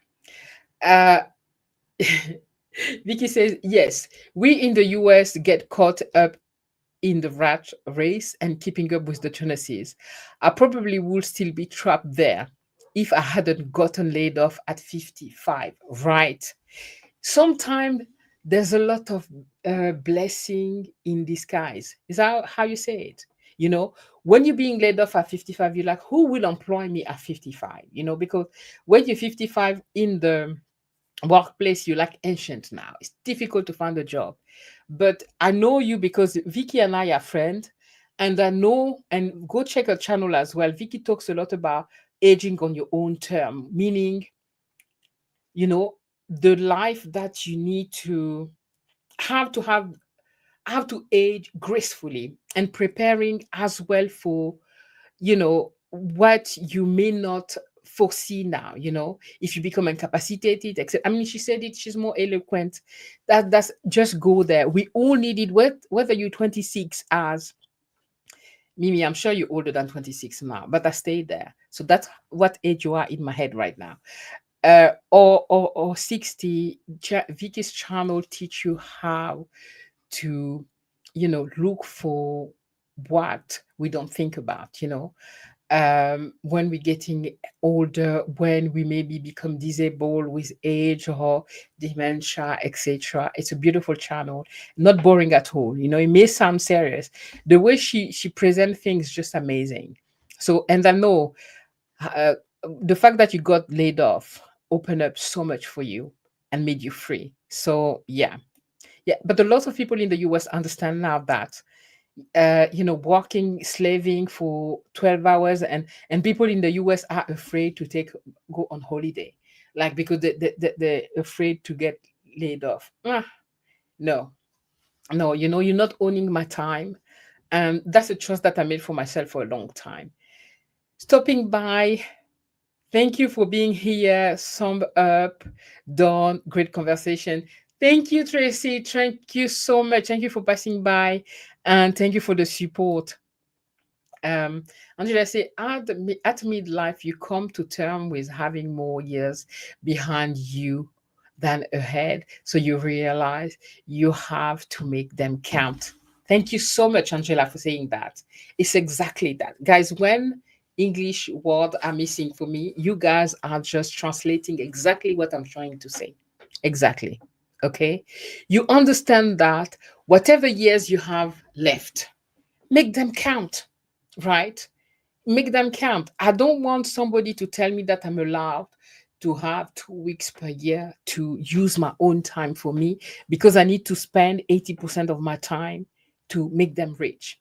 Guys, I understand for you guys who are young and who are in corporate jobs and working employees, I understand we need that at some point. It's, going there as well is relearning skills that we may be able to use on our own as freelancers. There's all stage of life, right?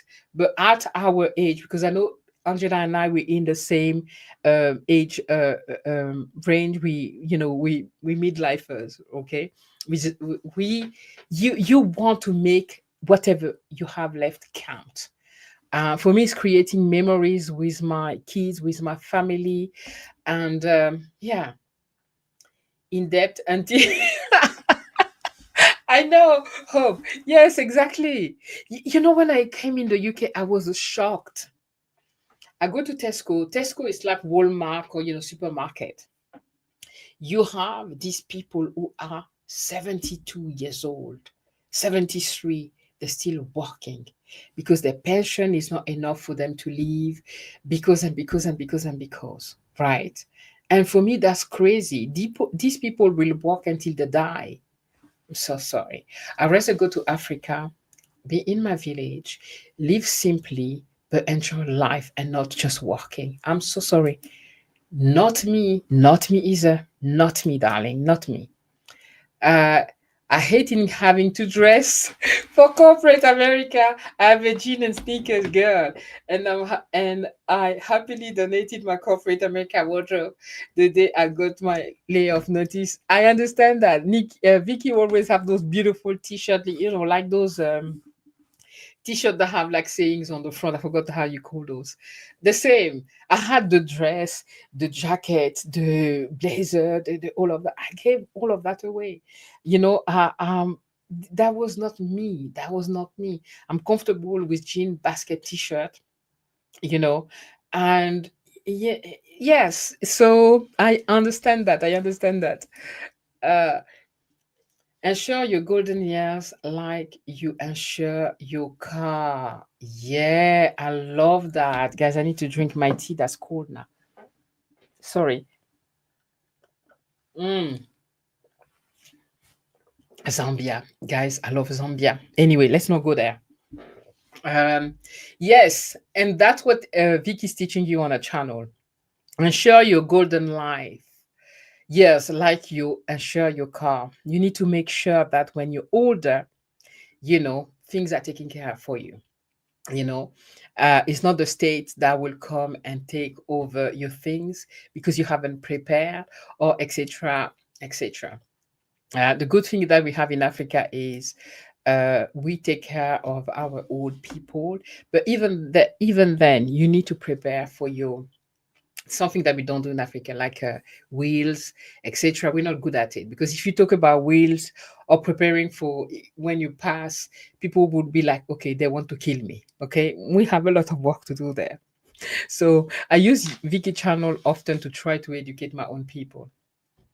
You came pretty close. I'm 25, baby. Oh my God, you're so amazing. You are so amazing. I admire you even more. 25, you're my kid age. Exactly. And you're doing already so much amazing thing. You're so brave. You are so brave. Wow. I don't know, my hat to you. And stay blessed. Stay blessed. Okay. I wish you the very, very best wherever you go. I hope for everything to work for you. And yeah, you're an amazing young woman. And you have to teach a lot to all of us. When I see you doing what you're doing, you think, I'm like, if that baby girl can do that, please, at 50, I should be able to. Thank you, Mimi. Pim say, I wear dresses maybe once a year, usually when someone's getting married or someone dies. I'm a flip flop short and sleeve the t-shirt. Make sure it's type of girl. I understand that. I understand that. In Africa, there's a lot of like how do you call it? events, they're full of that marriage. You have to dress up. African people know how to dress, and they're beautiful. But every time I arrive, they're like, but they're used to me now. Okay, I will wear the dress. I have the same dress. I have the same dress for a while. Now I'm a bit more. Yes, I had the same dress for a while, same black dress. You know the black dress, and with my trainers. But at least I have the dress. Okay, and my trainers are for funeral. It's different. I can't wear the glittery one, but I just need to find like some pumps or something, black to wear. Yeah, comfort is so important. Comfort. You can be comfortable and pretty and well made up. I know how to make myself pretty, even being comfortable. So, yeah, you don't have. I remember the time where I was wearing a shoes size smaller when I was in my 20 because I have big feet. You don't want guys to know that you have big feet. So you're gonna hurt yourself and with a smaller shoe just because you want to look cute. Yeah, once upon a time, being young is hard, because you don't know who you are, and you so want to belong and to, gosh, it's difficult. So, oh, thanks, Jazz. It's because of so many amazing women like you who have shared your experience with me to help me make informed decision about my life. Yes, true, but as well, what I would say to you, Mimi, is you are one of the youngest people that I've seen in that group that we are, who is happy to sit with elders, like we call in Africa, like with your elders, you are there with 60 years old, 50 years old. There's not a lot of young people like you there, but you're comfortable in that environment and you're happy to learn. That just shows your maturity. Okay, it shows your maturity to be able to say, oh, these women have a certain age and there's something that I can learn from them. So it's a lot to you as well, your maturity as a young woman. So yeah, much love to you. You know how much I love you. um the clothes don't make us beautiful. We make the clothes beautiful. Beautiful. I love that, Tracy. I love that. Exactly. The clothes. It's so true. The clothes don't make us beautiful. We make the clothes beautiful. And when we are comfortable in what we're wearing and how we are, I know it's like when I'm comfortable in what I'm wearing, whatever I wear, I will look fabulous. Even that, sorry, I didn't iron it for you or put it in the dryer so it doesn't look wrinkled, right? But I can like walk with something that is basic and look like, I wore, I don't know what, because I'm confident in what I'm wearing. And whatever I'm wearing is going to look beautiful because I feel beautiful and that will radiate. Tracy, totally agree with that. Uh, we say, yep, those beauty standards had so much of us in the chokehold for years. I know. And when you have short hair, you cut your hair. Hair is somebody that cut us women into believing that if you don't have long hair or hair like that, we are not beautiful. When you accept who you are, that beauty standard are just who made them, right? So when you accept who you are and you recognize your own beauty is something that, I don't know, is the most elegant and the most beautiful thing you can see for a woman. I love these women with short hair, who are, I'm not there yet. I'm saying that when I'm 60, I shave my hair. I love having locks. It's like a statement for me. I can put a lot of things to tell a story about whatever I'm feeling. But yeah, definitely beauty standard. What is that? Right? What is that? But when you're younger, it's difficult.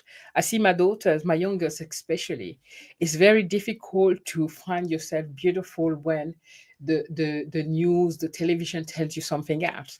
But I'm happy that a lot is changing. And yeah, I remember trying to avoid going outside as a kid because I didn't want to get darker. I know, I know. I had, for me, it's like I'm telling you that story because my youngest, you know how Africa we there's a lot of mix. My eldest daughter, when she was born, guys, she was white, completely white. So when I was working with her outside, people would be like, "Are you the nanny?" Or people wouldn't think she's my kid. And when I went to Africa for the first time, my family called me aside and asked me if I cheated on my husband to have that kid. Anyway, just to say that and when there's a lot of parents who to keep the lightness of the kid won't put them on the we are on the sun, and people have already always told me you're so dark, etc. I would bathe, I would sun, how do you call it when you sit outside for the sun? I'm always on the sun. I love the sun. I will go there and I embrace it. Okay, if I get darker, whatever. Okay, uh it's but with time it's because society tells you that being darker is not beautiful. It's beautiful. Look at Lupita Nyong'o. There's so many. Today, there's a lot of representation who shows you that you are beautiful just like you are. And Mimi, I've seen you on your video. You are a cute, beautiful young woman. And your skin is beautiful. I know that's what the television, the Disney, if you were as a kid watching Disney, etc., you wouldn't really see yourself, because the representation of who you are, it's usually a mixed race kids that is difficult for you to identify with. I understand that. Somebody called me Tantinette. I know who that is. That- right. I see my kids is like, can you please leave the live now? Because we want to pass to go to the kitchen or we want to talk to you and you've been talking for that long. Is that why you're here? um, Pin said, my dad is 76 and he still walks. Oh my God. Since I started my budgeting channel, he has been working to pay off his debt. Uh, no, we think he can retire hopefully soon. Oh my God. I'm so sorry, Holly. I really can't say anything here. I am so, so sorry that at 76 he still work to pay his debt. And that, he still have debt to pay at 76. It's too much. So he has worked his entire life and today it's hard. It's really, really hard. We could have still be in debt, guys, with this house. I told my husband, I'm sorry. Until when? We sold the house because the house in the UK market goes, the house that when we bought it, it has double the value. By selling it and going up to the north, we managed to like have a clear debt and be free and live mortgage free. And yeah, yes, you live up north, but for most of us who work, online, because he works online as well, do you need to be in the south? Or as long as you have for me, you have to choose. I couldn't. I told my husband I couldn't. And so, not to say for your dad, I don't know the story and I don't even want to comment on it. I'm just saying, I'm so sorry. I'm very sorry that at 76, somebody still need to work. It's too much. He has worked his entire life. It's way too much. And that's something that I don't like with America. I'm sorry. I think people in America are, I don't know, are used. It's too much. It's a life where you fighting for your entire life until you die. You have to work. It's too much. I'm working toward making enough for both of us so we can go down to one income. Yeah, that would be amazing. That would be amazing.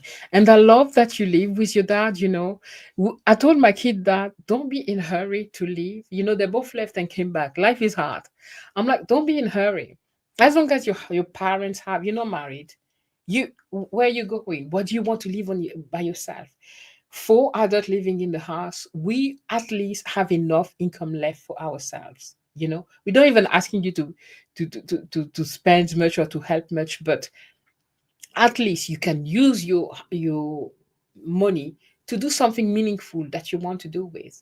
Why go rent and make someone else rich just because you don't want to live with your parents when you have the freedom anyway to be there, and nobody is trying to really control your life. So today, a lot of people live together. That's something that's normal in Africa, like living in multiple generation together. I think it's a beautiful thing.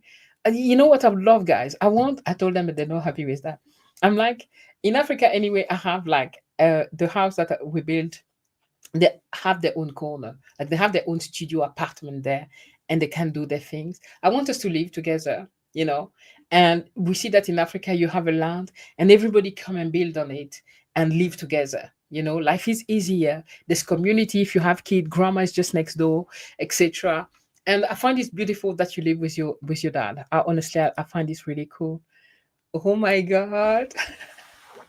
Mimi, were you crying? I can't remember. I was upstairs because I missed what you were. Remember to avoid going outside as a kid. Yeah, yeah, yeah, yeah, yeah, yeah. I know, I know, I know, I know. I'm happy that we're moving away from this stereotype about, you know, standard of beauty, etc. All of that is, yeah, yeah. And thanks to social media. Yes, I was a white baby too. It took a year before I got a color. Yes, exactly. I put my kid on the sun. People didn't want. They're like, yeah, I put her on the sun. I'm like, I didn't like. Okay, she's too light. I don't want her to be darker. I'm sorry. Let the kid play. You know, and yeah, yeah. It's strange. My sister was the same. My elder sister, and we had a lot of issue. One of my grandmothers was completely white. I was scared of her when I was small because I was not used to see a white person when I was a kid. And then my grandmother was completely white. Um, Tantinette. All right. Pince, I think dark skin is beautiful for so many poems that colors within it. Don't put anybody to a different so many poems freaking speak to text, but yes, dark skin, the poem it speak to me, and pasty white. That's beautiful. Thank you so much, Holly. I agree. You know, dark skin is beautiful skin. It's you know, you have to accept the skin that you're born in. You know what God gave you. That's it. I've always been confident about being dark. I get darker every year, every time I'm in Africa, because I've never been somebody who's tried to protect to not become darker. It is what it is. As long as you pay attention for cancer and all these things, right? But I'm okay. I've never been somebody who was like uncomfortable by about being dark. Um, yeah, it's just it is what it is. Some say they keep telling us we are not beautiful as is, so we can keep buying. Yes, the BS they are selling to us and are making us get further into debt and not building wealth. I know. Sam, by the way, is somebody who teach you to build wealth. Okay, she name says that Black women build wealth, and you know, go see her if you want to know how to build wealth. She does a lot. She has an event that she does once a year. She has a lot of things. Agree, African people, which is sad, sad. A lot of Black women in Africa wear how do you call it, those cream that whiten the skin, etc., that make the skin so fragile. A lot of them can't even be on the sun anymore because they damage their skin so much because they want to be light. You know, women, you will see women in Africa spending a lot of money to kill themselves, because that's what I'm calling it. Okay, they're putting so much rubbish on the skin because they want to be lighter. Who lied to you?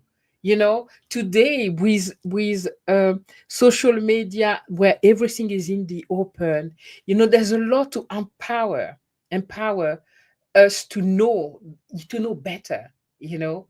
And Sam is a dark Black woman as well, beautiful, and you know, so much confidence with who she is. And that's what we need to show our kids.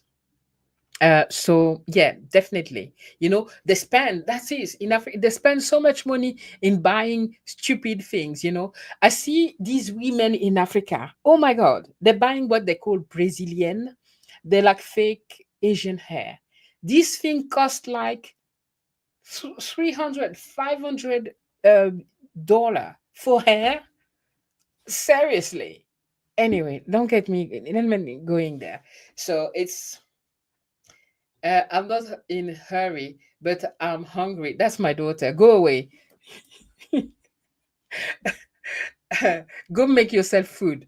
Um, Tracy says, I really enjoyed hanging up out with you all. Have to get back to weeding the garden. I love that. Tracy has also a great channel, guys. Light, love, blessing to you all. Thank you so much, Tracy. You may already be gone, but thank you so much.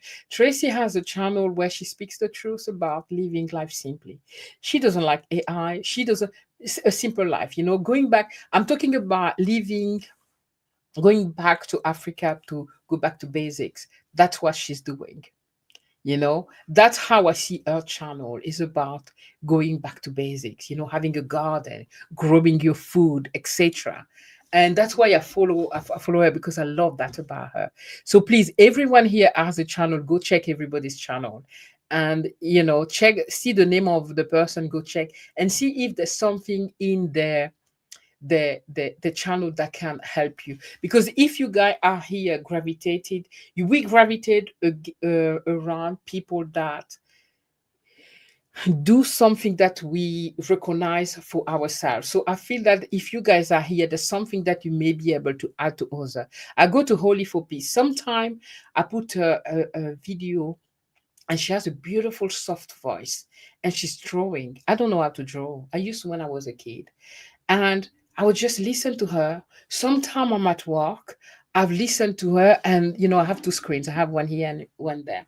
And so I've listened to her, and I look what she's doing, and she just keep me company, and it brings some joy, peaceness in my life, looking at her draw, right? And Mimi, as can I say more how much I love Mimi? Your family asking if you cheated on your husband. I know they're crazy. They're like, your kid is white. Did you cheat? I'm like, really?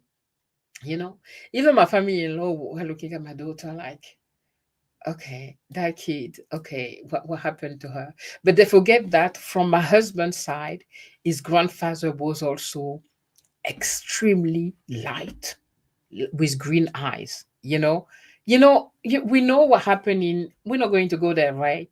There's a lot of mixage in Africa, and so we are all colors. In black people, happy gardening. I know.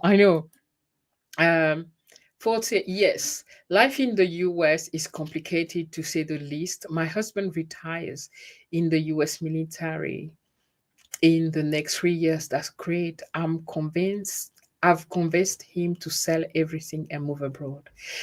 Uh, a Ford, I hope you will be able to do that and keep speaking to him about that. I did that with my husband. I'm still trying to convince my husband.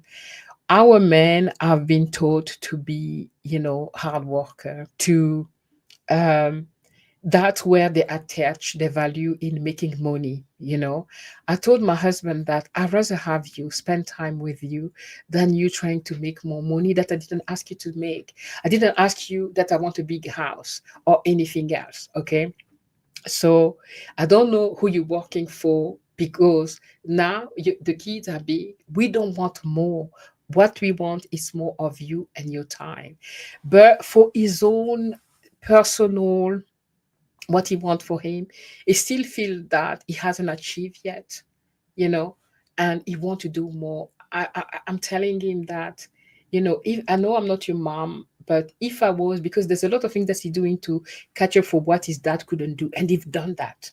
He's done a lot of things in Africa that his dad couldn't do, and he's done so much that I'm so proud of the man that he is. He doesn't need to do any more for me or for the kids, and I'm trying to get him to stop now with what we have. Let's build a life where we're happy, where we enjoy life.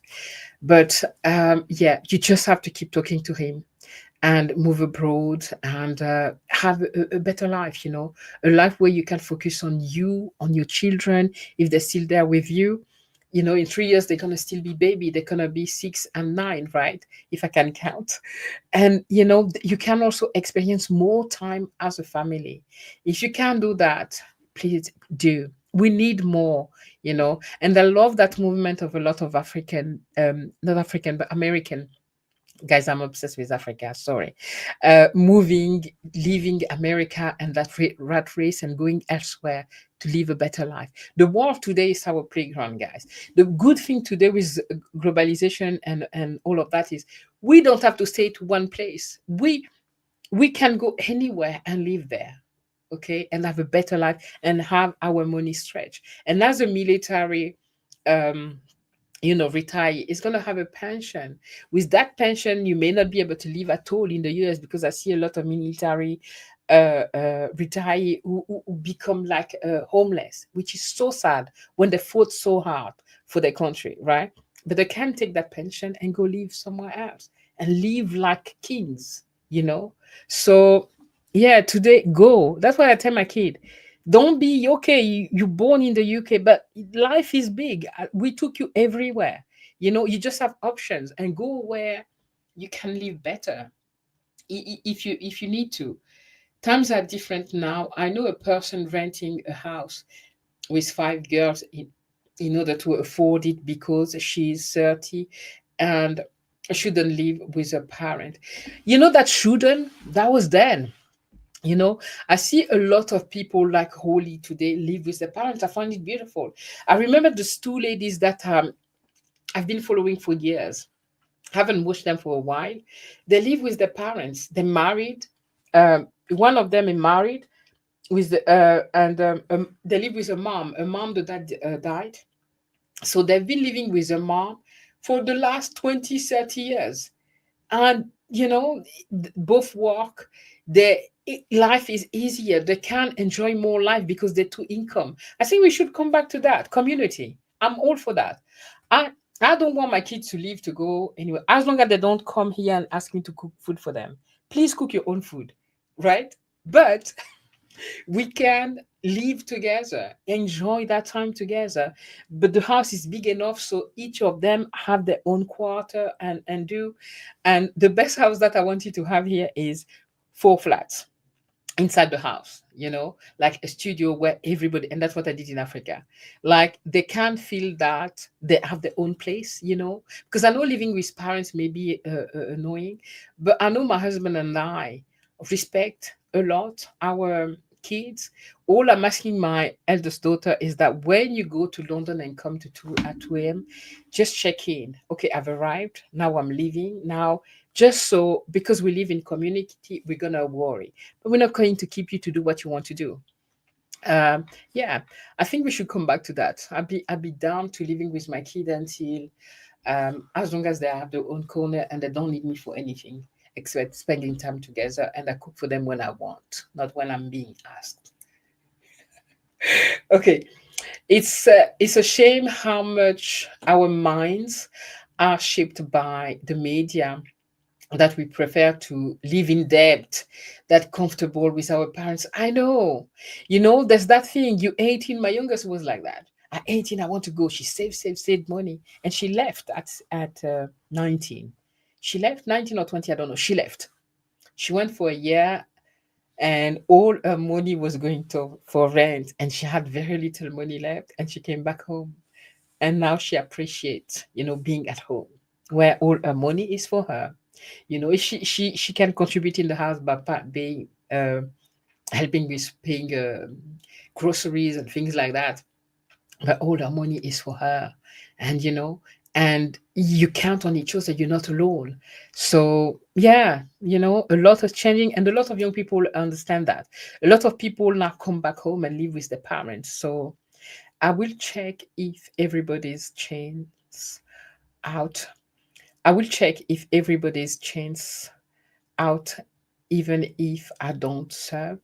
I always, oh, channel, sorry, yes. I will always try just to watch 2 or 3 video all the way through. Thank you. Yes, Holly, exactly. It's true. When you check each other's channels, you don't have to subscribe. if you don't feel, it's a calling for you, there's something for you there, right?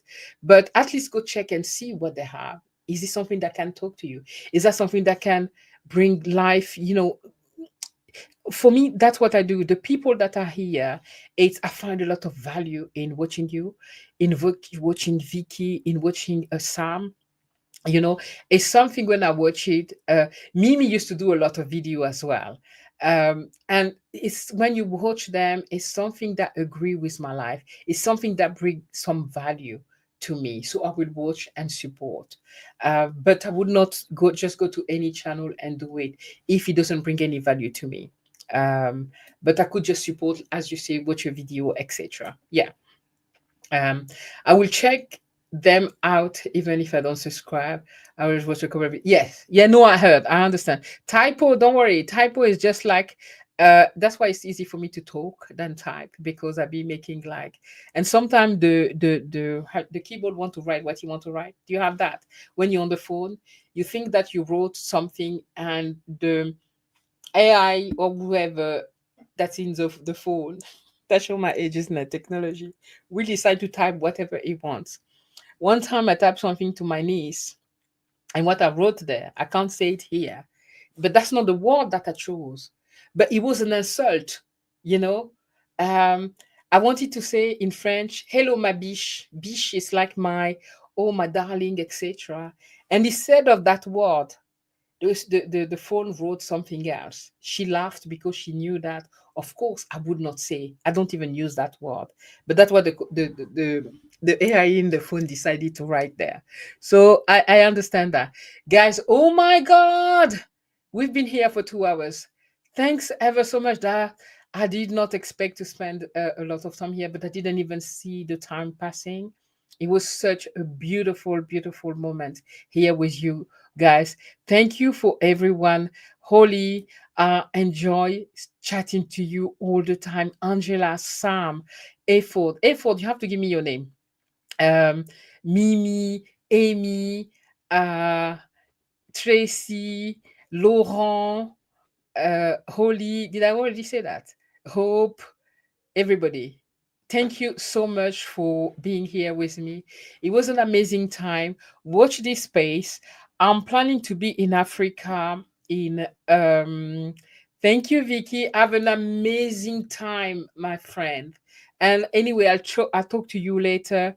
Mimi, good night, my darling. So nice to see you here. And I'll let you know when my guest house is coming. You will be my guest of honor. Don't be jealous, the other one. She is our baby. So we need to look after her.